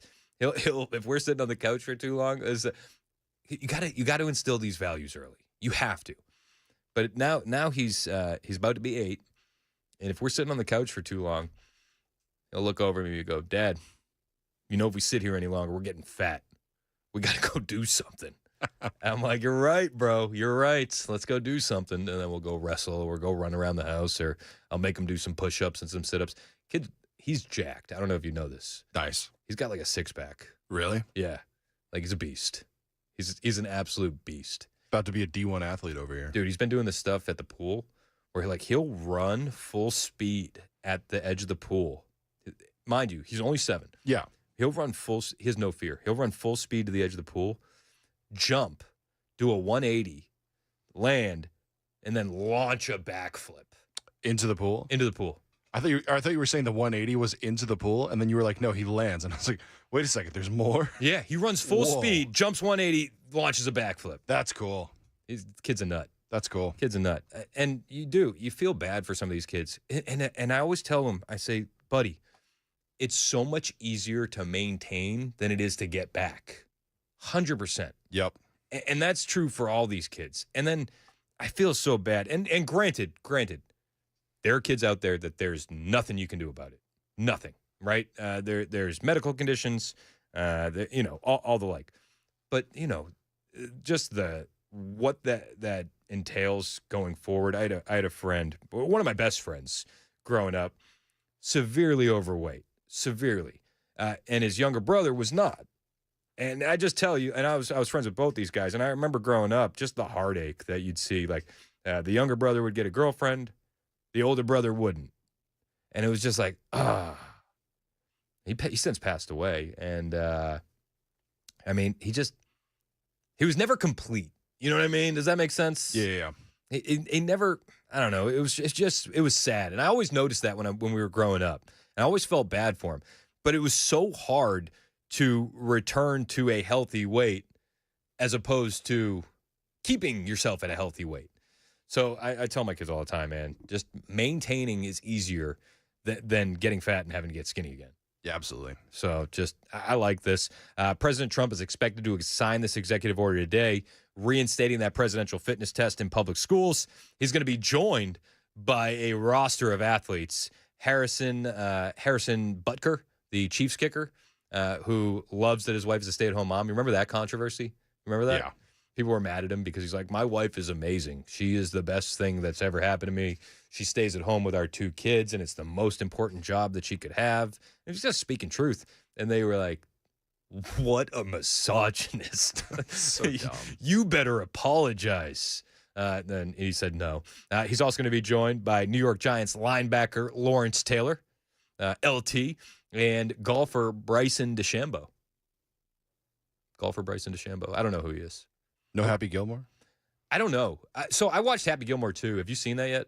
No, I haven't. I've seen a couple bad reviews. It makes me a little wary about it. It wasn't awful. Let me just tell you, it wasn't awful. That's good. It could have been better. It seemed like they were trying to do what A Christmas Story did. Oh, okay. Where they pulled in old clips from the last movie. Oh, like super callback heavy? Yeah, but they overdid it. They way overdid it. Man. There was a bunch of cameos, though, and a bunch of golfers in it. The golfers in it were awesome. I don't know if Bryson DeChambeau was one of those golfers because I have no idea who's golfing. So, when they said, when they were like, oh, you got this team of professional golfers, I had no idea if they were actually golfers or actors. Just background guys. I don't know. I've made the statement before, and I'll make it again. Watching golf on TV is stupid. Yeah, the only time golf is good is in a movie. Yeah, Happy Gilmore, man. Happy Gilmore. But, yeah, it was okay. I think I need to watch it again. And I think it's partially because I'm a glutton for punishment. Yeah, that doesn't surprise me. No, it's just I'm just built that way. Built different. It's like, what are we going to do tonight? Happy Gilmore 2 again or MSNBC? Happy Gilmore in a heartbeat. All right. On the illegal immigration front, remember yesterday? Was it yesterday we talked about the illegal alien who was hired as a police officer? Or was that 2 days ago? 2 days ago. 2 days ago. This knucklehead, Old Orchard Beach in Maine. I spent so many summers of my childhood at Old Orchard Beach in Maine. And we brought my my oldest daughter there when she was young. She was probably 18 months. We haven't been back since because it's New England and everybody's angry and the ocean is cold. I was raised in New England. I'll tell you what, my first trip to Florida when I was 18, I was like, the water's warm. Why is the water warm? The ocean's warm. And I was like, that's not supposed to be the case. It's almost discomforting, isn't it? Yeah, it's it really threw me off. So we would go to Old Orchard Beach every single summer.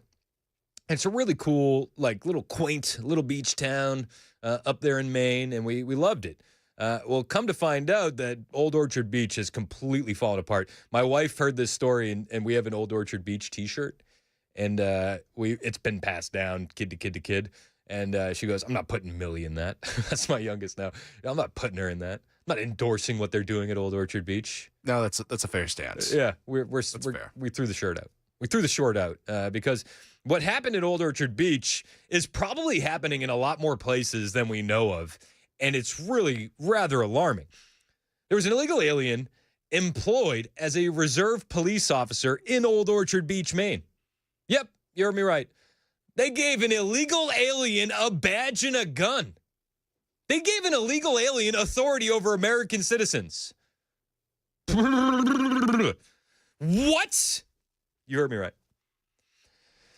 You heard me right. And he has been arrested, though. That's the update. And that's a positive update from protecting and serving in Old Orchard Beach to having a number and a cot at Alligator Alcatraz. It's an upgrade that the American people approve of, to be perfectly honest with you. He overstayed his visa. John Luke Evans, the illegal alien from Jamaica, was arrested by ICE agents on July 25th in Biddeford, Maine, after initially arriving on a visa in the United States on September 24th, 2023. According to ICE officials, Evans was supposed to depart the United States on October 1st, 2023. He had 7 days, brother. He had 7 days, and you didn't follow the terms of your visa. As a result of overstaying his visa, ICE now classifies him as an illegal alien. Evans was arrested by ICE agents after he attempted to purchase a firearm, and the attempted purchase of the firearm triggered a Bureau of Alcohol, Tobacco, Firearms, and Explosives alert, which was then sent to ICE. But this is after he was hired as a reserve police officer in Old Orchard Beach, Maine. John Luke Evans not only broke U.S. immigration law, but he also illegally attempted to purchase a firearm, ICE's Patricia Hyde said in a statement. Shockingly, Evans was already employed as a local law enforcement officer. Officials with Old Orchard Beach Police Department claim Evans was authorized to work in the United States and that they didn't break any federal laws in hiring him. ICE officials say otherwise. What are we doing in these blue states? Honestly. Nah, illegal aliens can be cops. I don't like that idea at all. Do you like that idea? ICE says the fact that a police department would hire an illegal alien and unlawfully issue him a firearm while on duty would be comical if it weren't so tragic. We have a police department that was knowingly breaking the very law they are charged with enforcing in order to employ a legal alien. ICE Boston will continue to prioritize public safety by arresting and removing criminal alien threats from our New England communities. It's an insane story. Luckily, the guy's been arrested. I have an equally insane story that is on the opposite side of the spectrum. So in Maine, you have an illegal alien being hired as a police officer, and nobody bats an eye. That's totally fine, okay? But in Colorado, you have a sheriff who is now going to be sued by the Colorado Attorney General because he detained an illegal alien. Yeah, you heard me right. A sheriff detained an illegal alien, and now he's going to be sued. That's a little weird, isn't it? I'll bring you that story when we get back. 10:51, Super Talk 99.7 WTN.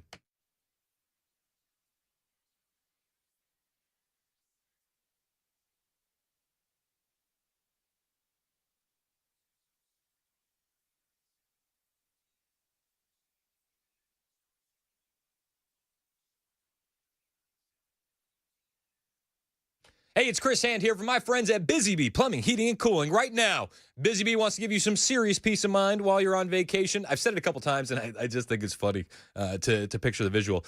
You come home after a vacation, and there's a plumbing disaster, and your house looks like it's been struck by the wet bandits from Home Alone. You don't need that. You don't need that at all. What you need is peace of mind, and Busy Bee's offering that. Busy Bee is giving you a smart Wi-Fi water shutoff valve installed by their expert techs for just $12.49 this July only. This is your last day to take advantage of this deal. It's serious peace of mind at a great price. Maybe you're like, I don't really need that, but my AC's out. Well, call Busy Bee today. They can get you a new HVAC system, and you'll land free air duct fogging and a UV light home treatment because clean air matters. They'll also make it easy with 0% financing for 18 months with approved credit and payments as low as $100 a month on those HVAC replacements. Call Busy Bee today, 615-775-7833, 615-775-7833, busybeehvac.com.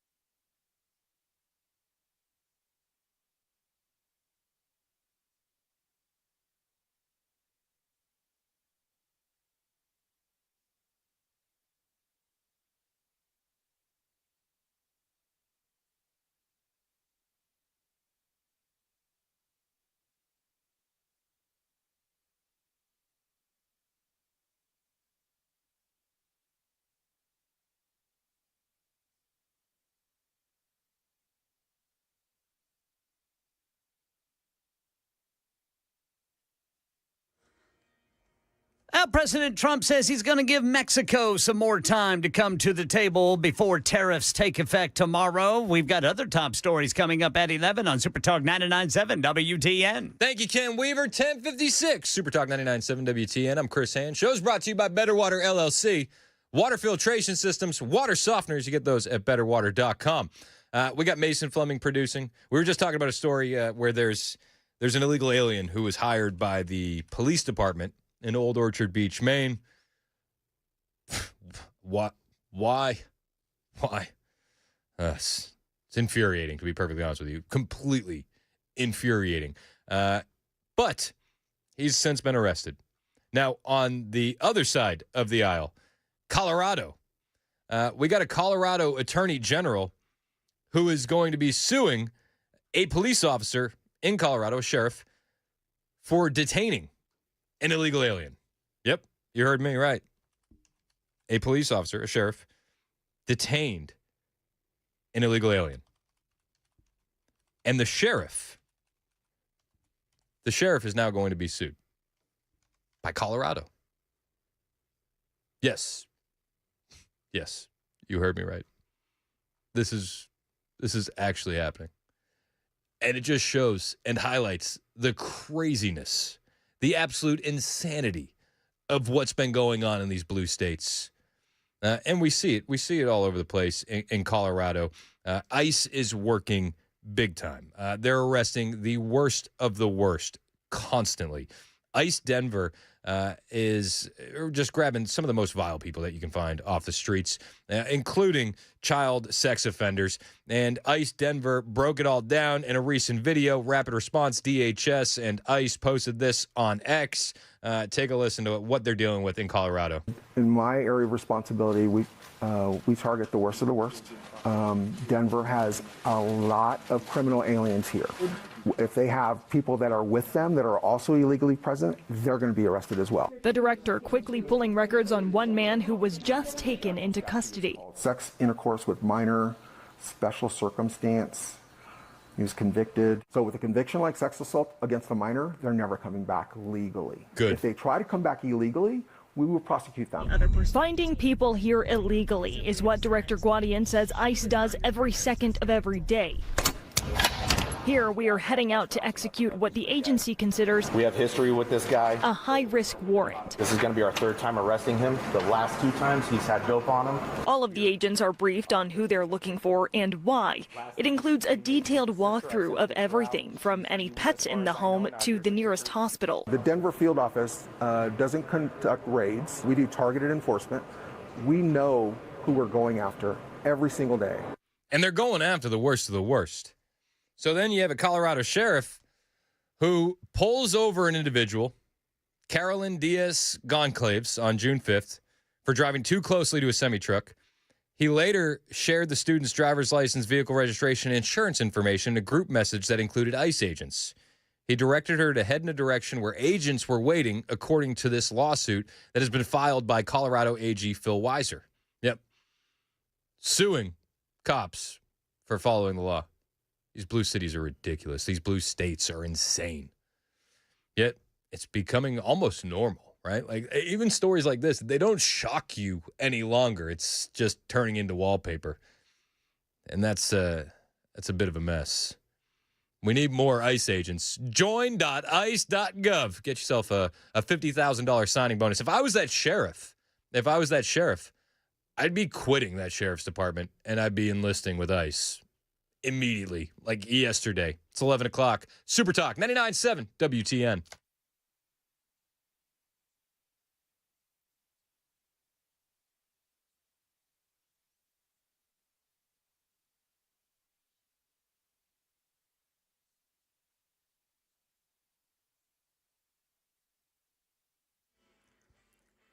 Eleven o'clock on the dot. I'm Ken Weaver with your top stories. Under another heat advisory today. Not as bad as the past 2 days when we were under extreme heat warnings. This is just a heat advisory today, and I can tell you the heat index right now, according to the National Weather Service, is 98. The real temperature, 90. Full forecast coming up in 5 minutes. President Trump's going to give Mexico more time to avoid higher tariffs by extending tomorrow's deadline by 90 days. Until a deal is reached, Mexico will continue to pay a 25% fentanyl tariff, 25% tariff on cars, 50% on steel, aluminum, and copper. Meanwhile, in the courts, ABC National News correspondent Stephen Portnoy. The case is being heard by 11 judges on the D.C.-based Court of Appeals for the Federal Circuit. An attorney for the Justice Department was put through his paces by the judges as they pressed him to defend the president's use of emergency powers to impose the new tariffs. Several questions from the bench focused on the fact that the word tariff isn't even in the law the president's been relying on. No matter how the judges rule, the losing side is expected to appeal to the Supreme Court. The Federal Reserve's favorite gauge of inflation showed rising pressure on consumers in June. Consumer prices were up last month. Americans paying about 3% more for most things in June than they were in May. The year-over-year increase was higher than expected, 2.6%. You take out volatile food and fuel costs, and the June-to-June surge was 2.8%. At the same time, though, personal income and personal spending were up, rising 3%. And the presidential fitness test is making a comeback. ABC News White House correspondent Karen Travers explains. American public school students from the 1960s to 2012 probably remember doing the presidential fitness test in gym class. It included push-ups or pull-ups, sit-ups, a mile run, and a sit and reach, which sounds just like its name. Sit on the ground and reach for your toes. President Obama replaced it with an assessment that was more focused on personal health. But today, President Trump will sign an executive order bringing the fitness test back to public schools. He'll also reestablish the President's Council on Sports, Fitness, and Nutrition, which will partner with professional athletes and sports organizations. Karen Travers, ABC News, the White House. That's the latest news. Weather is next. I'm Ken Weaver, WTN News. For many of us, generators are becoming a must-have household appliance. From unpredictable weather to surprise outages, it's better to be safe than sorry. Generator Supercenter of Nashville offers fast and easy installations with 24/7 service and monitoring to all brands of generators and expert repairs done right. Our mission is to make owning a backup generator simple and easy. Visit your local store today or check us out online. Generator Supercenter of Nashville. We serve all Middle Tennessee.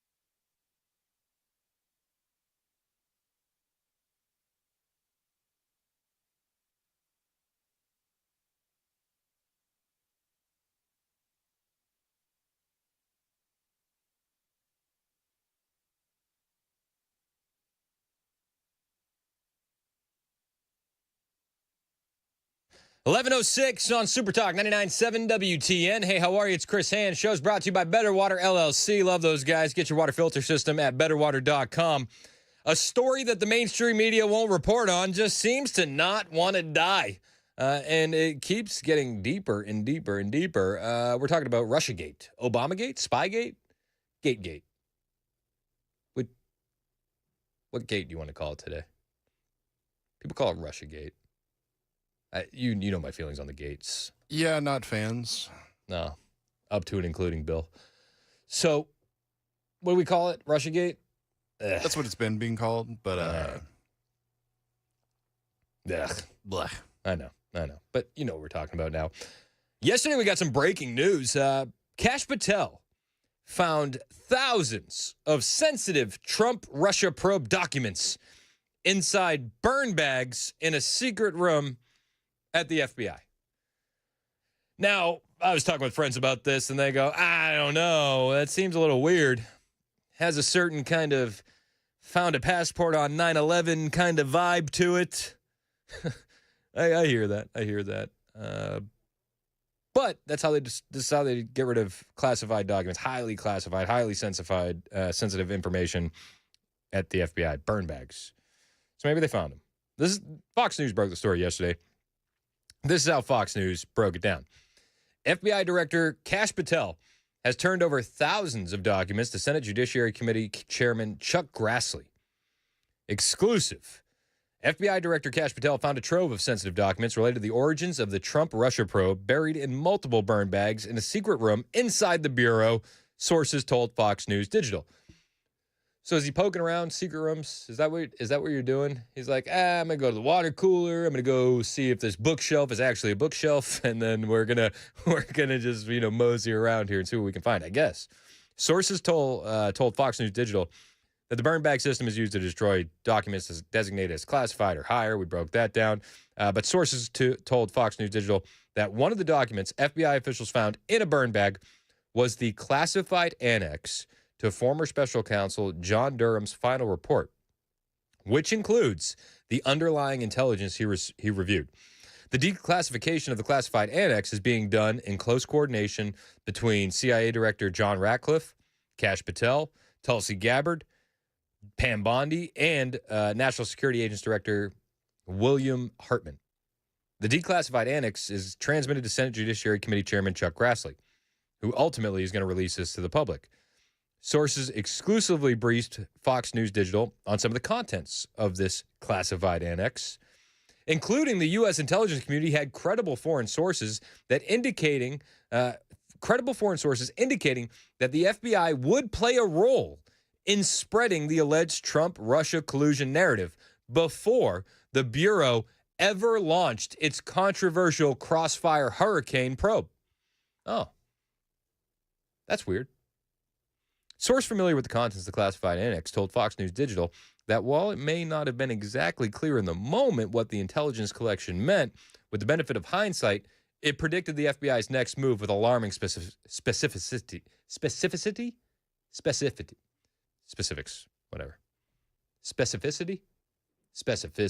There it is. I got the point and the thumbs up, a wink and a nod from Mason. Words are hard. I don't know how they hired me, to be perfectly honest with you. I don't know how I got through English in second grade. I don't either. Ultimately, the release of the classified annex will lend more credibility to the assertion that there was a coordinated plan inside the U.S. government to help the Clinton campaign stir up controversy connecting Trump to Russia. The source, who was granted anonymity to discuss sensitive intelligence matters that have not been yet made public, told Fox News Digital. Mere days after this intelligence was collected, the FBI launched Crossfire Hurricane, the source said. It's really hard to see how Brennan, Clapper, and Comey are going to be able to explain this away. It's getting spicy. Sources told Fox News Digital that Patel and his team discovered a previously undisclosed sensitive compartmented information facility, a SCIF, inside the FBI headquarters. Fox News Digital reached out to previous FBI directors Christopher Wray and James Comey for comment, and guess what? They were busy. They haven't been able to reach back for comment. Listen, Comey, he's probably just somewhere finding great seashell formations. And Christopher Wray, who knows where he is? He's probably left the country. He probably fled. Just think about this, Kash Patel told Joe Rogan, me as the director of the FBI, the former Russiagate guy. When I first went to the Bureau, found a room that Comey and others hid from the world in the Hoover building, full of documents and computer hard drives that no one had ever heard of. Locked the key and hid access and just said, no one's ever going to find this place. Patel and his staff have been working through the documents, some of which are related to sensitive investigations, including the FBI's original Trump-Russia probe, known inside the Bureau as Crossfire Hurricane. It is unclear what the latest documents cover specifically, but sources told Fox News Digital the most recent discovery was pursuant to an investigative request from Chairman Grassley. Grassley's been requesting information related to the Durham probe. Durham was appointed after then Special Counsel Robert Mueller completed his years-long investigation into the origins of the Trump-Russia probe, including intelligence community malfeasance during and in the aftermath of the 2016 election. Daily Mail is saying that this is a bombshell dossier that was found in the FBI burn bags, claiming Hillary approved the plot to smear Trump over Russia. This is just breaking about an hour ago. Hillary Clinton's 2016 campaign likely ginned up the Trump-Russia collusion conspiracy and wanted the FBI's help. According to a bombshell new intelligence document recently recovered from that burn bag in that secret FBI room, the Senate Judiciary Committee under Chairman Chuck Grassley released a 29-page classified file from the former special counsel John Durham's Russiagate investigation on Thursday called the Durham Annex. This has been released. The Annex was one of many files recently discovered by the FBI officials that was due to be destroyed. The heart of the explosive allegations in the document that the Obama administration and the Clinton campaign were aware of and potentially coordinated a plan to falsely tie Donald Trump to Russia. We knew all this, right? This is such a weird story to cover because I feel like we've covered it ad nauseum, right? And I feel like everybody knows the details. And Super Talk was covering this like years ago. Phil covered this. So it's a lot of information that we already know. The difference is that what's being provided now are the receipts. And within the pages of these receipts, that is the annex, are private communications between Clinton staff and workers at a George Soros nonprofit discussing a plan to tie Trump to Russia to distract from scrutiny over the Hillary email server scandal, which was hurting the Democrats' campaign at the time. Leonard Bernardo, senior vice president of Soros's Open Society Foundation, sent an email to top Clinton staffers that showed Hillary Clinton herself approved the Trump-Russia smear plan. Is Hillary is she going to go to jail? Do you think that we might see her charged for something? Like right to jail. Do you think that could happen? Oh, I hope so. I mean, he was asked about this the other day. He had an interview with he had an interview with Miranda Devine from the New York Post. And he was asked about locking up Hillary and how he didn't do it. And if he regretted not locking up Hillary. And he told her, like, you know, at the time, I didn't really want to lock up a former first lady. And, you know, we wanted to smooth things over. But now all that's changed. All of that's changed because, well, we saw what happened in the aftermath of the 2020 election. We saw the 34 felonies. We saw the raid on Mar-a-Lago.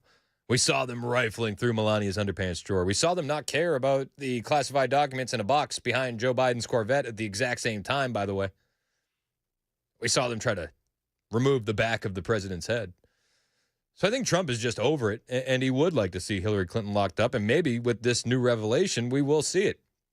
Don't hold your breath. Don't hold your breath. But this senior vice president of Soros Open Society Foundation sent an email that showed Hillary Clinton herself approved the Trump-Russia smear plan. Julie, Clinton campaign advisor, says it will be a long-term affair to demonize Putin and Trump, one of the emails disclosed in the Durham Annex states. Now it's good for a post-convention bounce. Later, the FBI will put more oil into the fire. Oh, is that so? Is that so? A March 2016 intelligence memorandum included in the annex shows that Clinton staff, with support from special services, is preparing scandalous revelations of business relations between Trump and the Russian mafia. Ooh.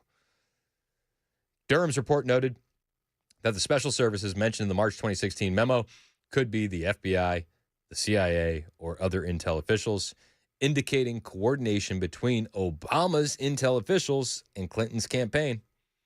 All these documents are available for you to read, by the way, and I will post them on my X account so that way you can find them and do your own research because I think that's important. I think it's like you can don't take my word for it. Read the documents yourself. At Chris Hand on Air, just tweet it out. Go look, go review. Durham later wrote that Julianne Smith, a Clinton campaign advisor, was at minimum, playing a role in the campaign efforts to tie Trump to Russia.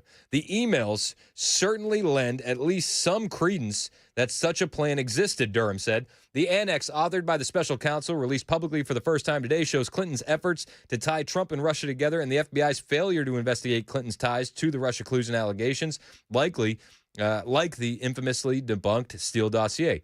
Based on the Durham annex, the Obama FBI failed to adequately review and investigate intelligence reports showing the Clinton campaign may have been ginning up the fake Trump-Russia narrative for Clinton's political gain, which was ultimately done through the Steele dossier and other means, Grassley said in a statement. History will show that Obama and Biden's administration, law enforcement, and intelligence agencies were weaponized against President Trump. We already knew that, but now we have receipts. The senator continued, this political weaponization has caused critical damage to our institutions and is one of the biggest political scandals and cover-ups in American history. According to sources, the annex was among files stuffed in burn bags that were due to be destroyed before recently being rescued by FBI employees. A person familiar with the discovery speculated to the Daily Mail that it was likely an oversight by previous directors that prevented the documents from being destroyed. Incompetence, yeah. Listen, that actually seems like a feasible scenario. The person added that it's likely the documents would have never seen the light of the day if the FBI wasn't diligently looking through everything it comes across at the Bureau. A spokesperson for Clinton did not immediately respond to the Daily Mail's request for comment, though now the person that reached out is very, very nervous. I'm sure they're terrified. Oh, crap. Spokesperson for the Obamas also did not immediately respond to a request for comment either. Donald Trump's CIA Director John Ratcliffe recently suggested that former Secretary of State Hillary Clinton and other top Obama aides could be hit with perjury charges over the annex, and I say good. With what we saw them throw the Trump administration, Peter Navarro, Steve Bannon, all these guys, yes, everything should be thrown at the left. Everything. If you can get them on perjury, do it. If you can get them on jaywalking, do it. We need to hold these individuals accountable by any means necessary.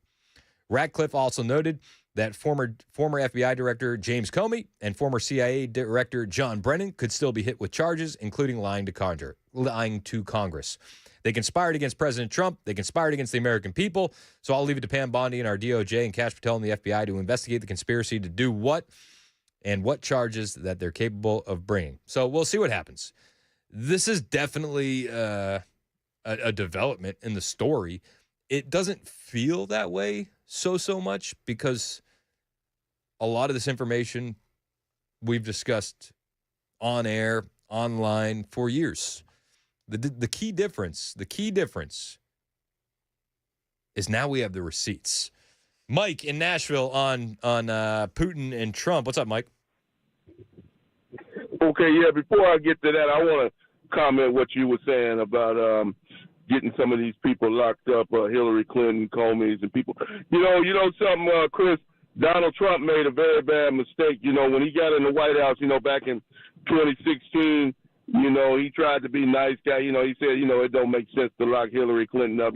She's a grandmother. She's already old, and we'll leave her alone. But he didn't realize that those were the same people. Hillary Clinton were the same people, and the other people like them were some of the main people that was trying to have him locked up right before the election. The Clintons and other people, that Obamas and people like that. You have to treat those people like they treat you because if the foot was on the other shoe, Chris, they would go after Donald Trump. That nice guy stuff is over. You got to treat them the way they treat you. Yep. He's saying that he wants to lock up Obama. Well, that's what he needs to try to do. Yeah. Because I promise you, if the Democrats get back in the White House again, they're going to make sure that Donald Trump and anybody like Donald Trump will never be in the White House again. Yeah. So the Republicans got the advantage right now. they need to take advantage of it and make sure that they keep the advantage, because if they let the Democrats get it again with Kamala Harris, I believe that's the reason why she decided not to run for governor, because she's planning on making another attempt at president in 28, which would be a losing attempt, I believe. Yeah, but as far but here's the thing. I do think Trump made the right decision in 2016 not to go fully after Hillary Clinton, just personally, because you would have thrown the country into a tailspin, and it would have been absolute chaos. So I think he was making good moves to try to be presidential, but everything has changed in the aftermath of 2020. Yeah, but see, here's what I'm trying to say, Chris. Those were the same backstabbers that were trying to stab Trump in the back while he was president, while he was running for president over the last, couple of years, while Biden was in. Those were the same people that raided his home and all his other things. And, that's not no coincidence. I don't believe, a lot of people saying, why did Donald Trump fire Comey's daughter? Because she's affiliated with this Epstein case, and I believe that he's already shown that he can do some foul play with what he tried to do with the Russia thing, what you were just talking about. She doesn't need to. His daughter doesn't. Donald Trump did the right thing by terminating her, and I'd like to hear what you have to say about Donald Trump getting rid of Comey's daughter that was affiliated with the Epstein files. And I thank you for taking my call. Hey, I appreciate you, Mike. I'm fine with them getting rid of anybody who is tied to these leftists, and I think that they should. Yeah, James Comey's daughter has no business working at the FBI. Donald Trump, though, said in 2016 he wasn't sure about locking up Hillary. Now he feels a bit differently. Had Hillary Clinton down to whatever we wanted to do with her, and I felt it was inappropriate. She's the wife of a president. She was a Secretary of State, and we could have done a very big number. Yeah. And I said, we don't want to be doing that. Let's, put it into the country and not the concept of putting her in jail, indicting her, all the things that you have to do. It's tough stuff. And I said, we don't want to do that. In fact, you remember I made speeches when I mentioned her name. They started to lock her up. Yeah. And I said, no, this is after we won. We just won. And I said, you wanted the country we have to heal. get back to, we want to heal. And yet they did it to me. Yeah. So I feel differently. I mean, I'm a human being. I have my feelings too. And so I feel differently about it. Feeling a little bit differently these days. Just a little bit. Maybe it had something to do with them rifling through Melania's underwear drawer. Maybe it had something to do with them kicking down the door for Barron's room. Maybe it was that raid on Mar-a-Lago. Maybe it was the 34 felonies. Maybe it was the lawsuits. Maybe it was them trying to remove the back of his head. Whatever it may be, new information has changed Donald Trump's mind. He feels a little bit differently about locking her up. And with this new information that we're seeing coming out, I pray we get some accountability, man. I don't know if we will. I don't. Nobody knows. Nobody knows. But we can pray for it. It's 11:24. Super Talk 99.7 WTN.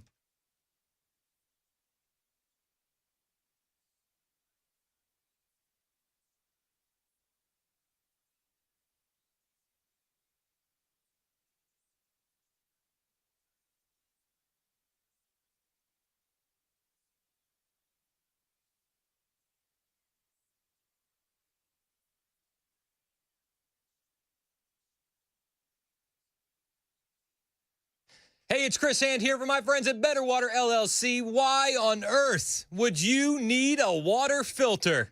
I don't like them putting chemicals in the water that turn the friggin' frogs gay. I mean, it's a good point. BetterWater.com. But here's the reality of the situation. You could have some nasty stuff in your water. And it might not turn the frogs gay, but it could stain your clothes. It could smell awful. It could just plain old taste bad. And what's in there is nasty sulfur, iron, chlorine, bacteria, even E. coli. Might not be in your water.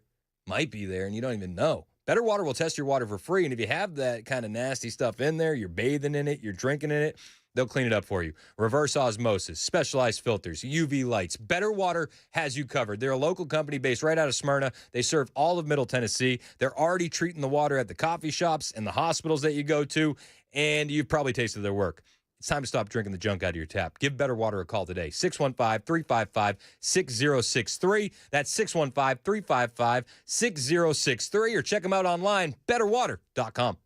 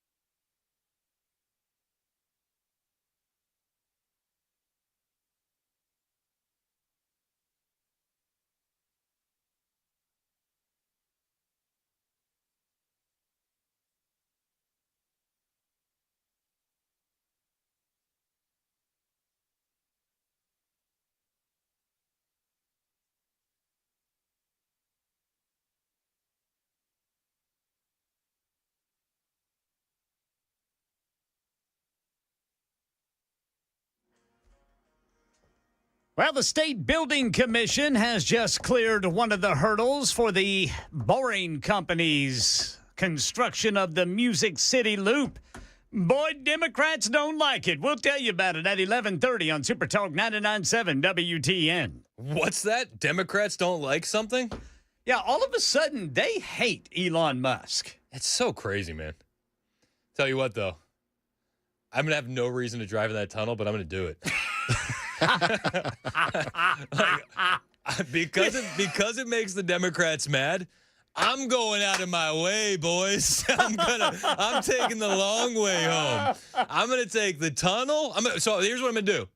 I'm going downtown, away from the highway, to the tunnel, to the airport, and then I'll go around Mount Juliet to 840 and then take the long way to the borough. Oh, you are taking the long way. Just to let them know that I approve of this. You know, I almost thought you were going to go to the airport and then back to Nashville and then back around. I should. I'll take the tunnel twice before I go home. Just because it makes them salty. Just a little bit. I'm telling you, man, they are fit to be tied now. Fit to be tied. What are they going to call it? The Music City Loop? Yeah, it's going to be called the Music City Loop. We should start calling it the Music City Salt Mine because of all the salt that we're getting from the lefties. I don't even like. It's like, why are you guys so angry all the time? All the time. All the time. Sounds like a miserable existence. Like everything. They're mad about everything. Oh my gosh! Gene commercials. It's like, what? Like, you walk around all day and you just find things to be outraged at. Just not fun. I don't know how you do that. I was like, maybe you're just pretending to be dumb. Now I don't think it's an act. No, we don't. So I'll be riding in the Music City Salt Mine. That's what I'm calling it. I'm calling there we it go. that. We've Moving labeled forward. it. We got it now. Forward. It's the Salt Mine, sponsored by Justin Jones. We got a lot more on the way. Lightning round coming up before you know it. But first, we got Ken Weaver's newscast right now on Super Talk 99.7 WTN.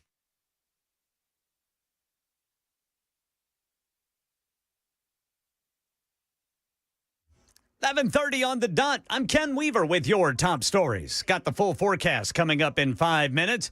The lease for the lot for Elon Musk's The Boring Company to use as a staging area for building the Music City Loop was approved by the State Building Commission this morning.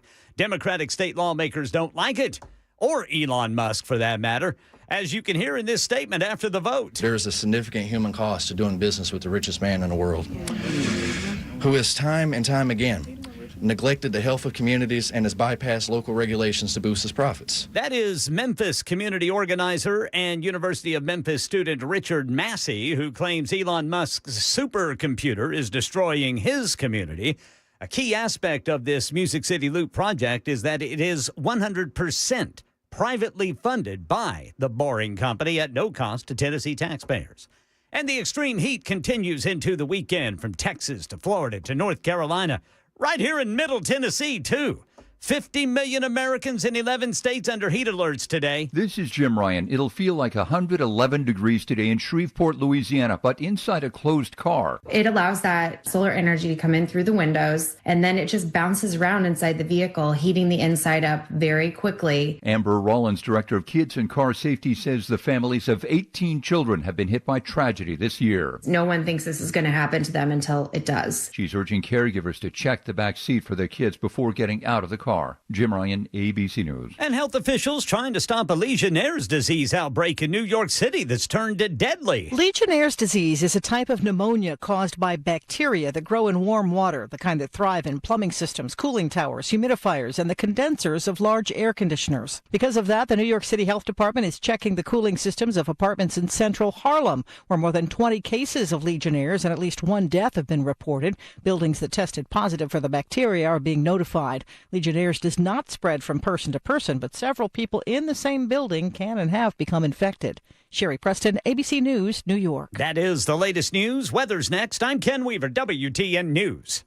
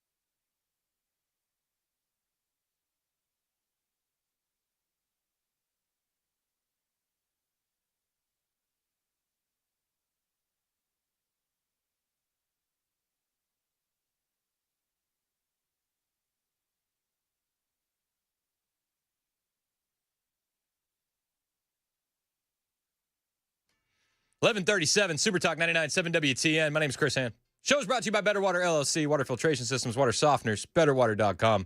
Sorry, I had to let that instrumental breathe for a second. It's too good. It's one of my favorites. It's one of the best, I think. Then the violins kick in. So like there's obviously two, got the best on the station. There's but- two versions of this. It was originally a Mike Jones song. Yeah. But then Lil Wayne took it to new stratospheres with it's Sky's so the good. Limit. Yeah. I know too much about hip hop. Way too much. Still, I still love it. I feel so guilty listening to it now, especially like as I've gotten more into like my Christian faith. I do. I feel guilty listening to it. But gosh, I just love it. I love it. I've tried to supplement it with some Christian hip hop. Get a little NF, a little Marcus Rogers, maybe some Bryson Gray out of Murfreesboro. You know Bryson Gray? You've talked about him a couple times. He's a beast. Yeah. Who else? Who else do I like? Tyson James. There's a lot of good Christian rappers, believe it or not. I need to dive back into it because I used to listen to NF growing up. NF is awesome. He's good. He's awesome. But it's just been a while. It's been a while. It's hard to beat, you know. You know how Chad does One Hit Wonder Wednesday? Yeah. We should do Christian hip hop. Yes, sir. We should. Yes, sir. Bro, I'm here for it. Let's do it. Marcus Rogers is awesome, by the way. I like the guy who calls himself No Big Deal. Who's No Big Deal? He's just a Christian rapper that I listen to, and the way he spells his name is like Nobyggdeal. Just like No Big that. Deal. I like that. Yeah, use a Y. No big deal. No big deal. No big deal. I'll check him out for sure. No big deal. Topher? Topher. I yeah. forgot about Topher. So Topher, I don't even consider Topher a Christian rapper. He's just a rapper. He's just that a happens to be rapper Christian. who happens to be Christian. Yeah, he's awesome too. Good guy. Topher's like a great guy. Yeah, he is. Not just, like a good man, good father. But yeah, there's I mean, I could go on and on about Christian rap and the Christian rappers. Yeah, I haven't listened to Christian rap in a while. There for a while, man. Remember I told you, I said, dude, I can't stop listening to Christian rap. Yeah. I mean, I was like for a month there, it's all I was listening to. Same. I listen to it all the time. I'll be perfectly honest It's with you. good. Marcus Rogers, though, he had an album called Brotherhood, War Cry. I think it was Brotherhood. Brotherhood, War Cry. It is one of the best Christian albums from front to back that I've ever heard in my life. You got to check it out. I will do. Yeah, man, it's awesome. All right, so I don't know. I think we've hit our quota for Christian rap on a conservative news talk station. What do you guys think? Wait, say it one more time. We've hit our quota on Christian rap on a conservative news talk station. Cool. I just needed you to say Christian rap one more time. So okay. Now we hit the quota? Now we're there. We're there. Christian rap. We're over the quota. Time for the lightning round. Lightning round with Chris Hand. You have a little issue with the front of that there? Yeah, just a little bit. Do you want to try it again? Yeah, kind of. Because there was no slam, and it didn't do it. You know what I mean? There we go. Hold on. Here's your mulligan. It's the lightning round. It's the lightning round with Chris Hand. Oh yeah, baby. That's me. It's the lightning round. We do it every day at this time. We run through all the stories that couldn't fill a whole segment, plus the stories we didn't have a chance to get to. Anything you want to weigh in on, last minute hot takes, ice cold takes, stories we didn't talk about, stories we did, 615-737-9986. Got a lot of good stories for you here in the lightning round. Lots. A lot of good ones. I don't know. Do you want to start with funny or do you want to start with angry? I have a range of emotion today on the lightning round. I think we should start angry and then end closer to a little more enjoyment. All right, let's start with angry.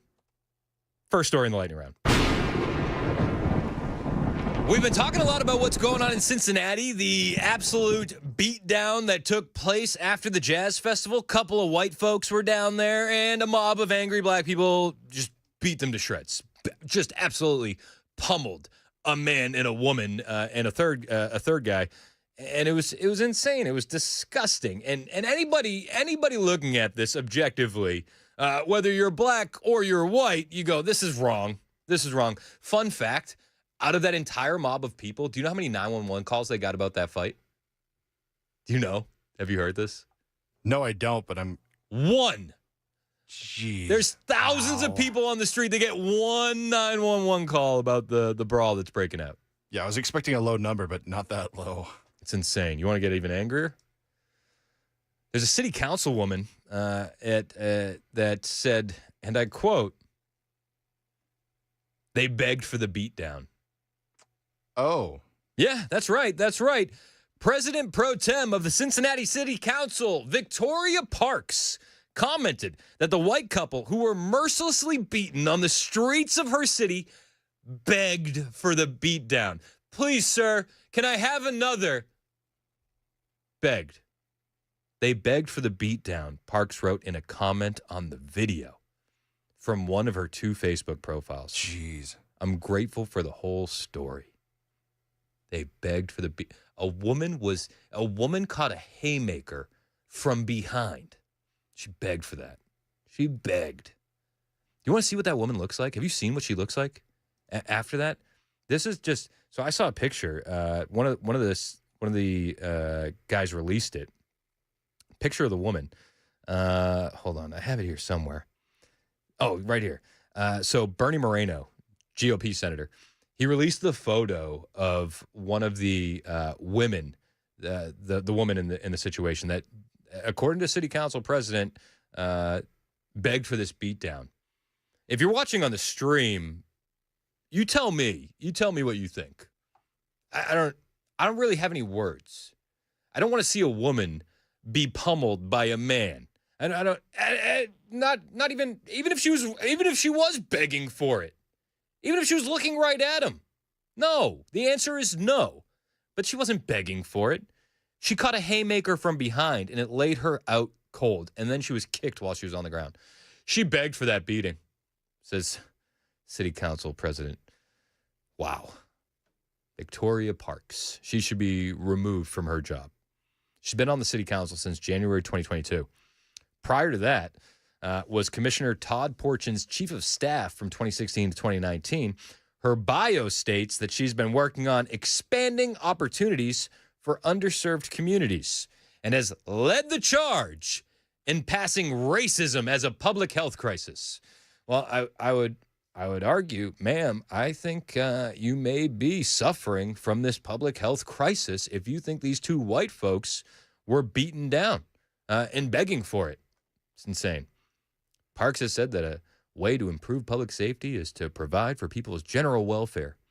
She supports city-run housing, food programs, job programs. I think you're getting a full picture of Victoria Parks, radical leftist president pro tem on the Cincinnati City Council.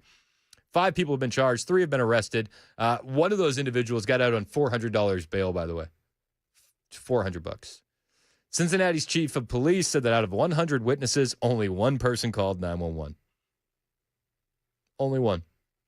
Cincinnati police chief also is investigating the bars around the area to see if the suspects were overserved. Yeah. Even if they were, I don't know how you could prove it. I don't know how you could blame the establishments.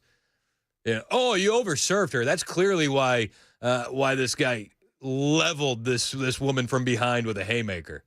He was overserved. That bar needs to be held accountable. Not the suspects. They get out on $400 bail. But the bars, they should lose their liquor license. Is this what we're really going to do? Cincinnati Police Chief Terry Thieg said alcohol may have played a significant part in the violent mob assault. No kidding. Fun fact, this jazz festival is plagued with problems. And some of the bars in the area, knowing what was coming to them with the jazz festival, decided not to even open. Yeah, you heard me correctly. Bars in the area knew what kind of crowd was going to be brought out by the Cincinnati Jazz Festival and decided instead of making money, it was probably a better choice to close down for the evening. Yep. The Cincinnati police chief is saying all potential charges are being investigated for everyone involved.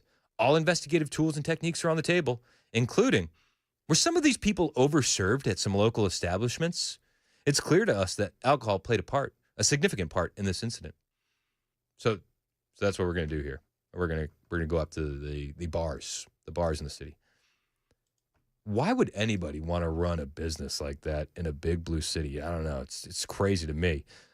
a mom of one of the thugs who ambushed that man and woman. She found herself a TV camera and a news station to listen to her. And she wants you to know, guys, just because he haymakered a woman doesn't make him a bad person, actually.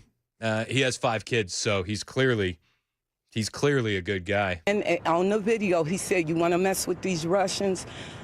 And he smacked the first guy, But it wasn't like they thugs. My child is in school. He had 5 kids. He's on the B honor roll in school. And he's not the thug that they put out in there to be. No, he was a good boy. He didn't do nothing.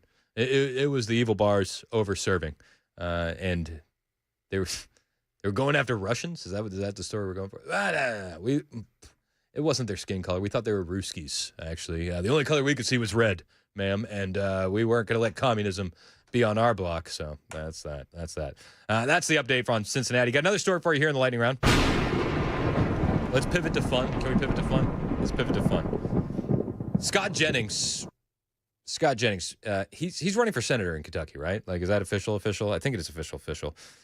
He's a man with ideas. I don't know if you know this about Scott Jennings. He's got some good ideas. And he has an idea here to fix the birth rate in our country that I don't know why anyone wouldn't adopt this plan from Scott Jennings. It's a bombshell of a plan, and you tell me how this doesn't work. Very simple. I'm taking all the fluoride out of the water, and I'm replacing it with Ozempic. And in 18 months, I will have the birth rate crisis in this country solved. We'll all be hot. There'll be lots of carnal activity.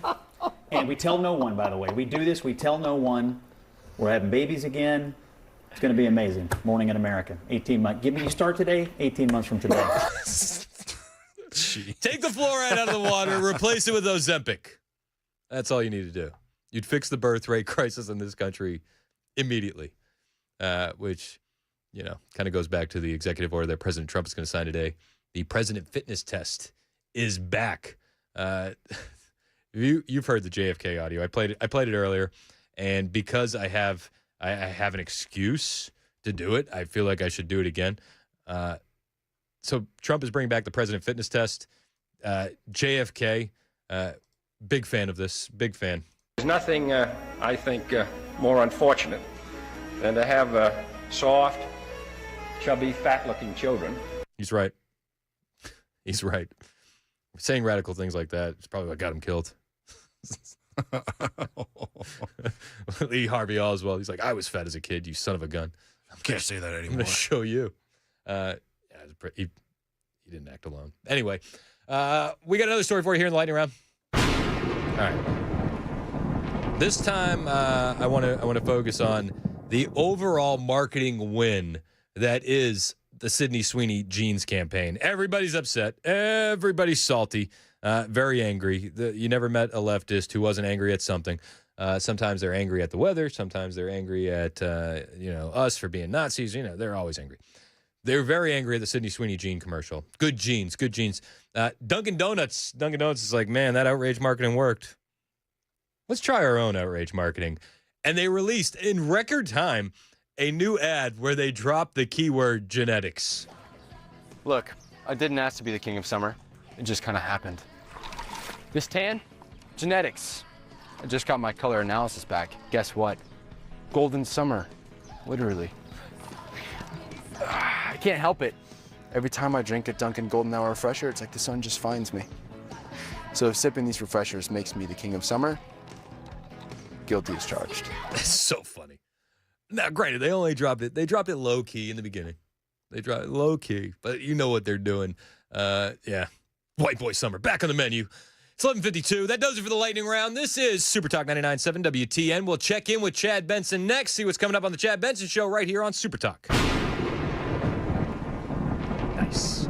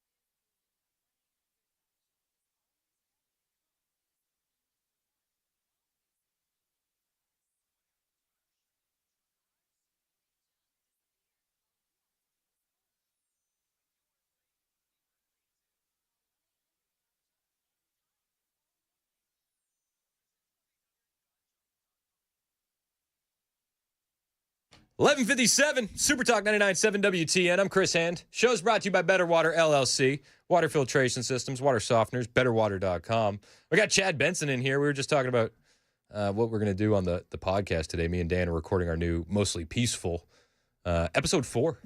Episode 4. Episode 4. Mostly Peaceful. Yeah. Nice. Dude, we're excited. We're going to talk about cell phones and kids. Ooh. What do you think about that? Where are you at? Because you got kids. I do. My Jack and Lily are 15. My oldest is 16. So they've got cell phones. Charlie has she has a tablet, but she plays with it a bit, but mostly with her sister because she wants to play games with her sister. That's something they could do together because she doesn't like playing board games, which is fine because I'm not a board game fan either. And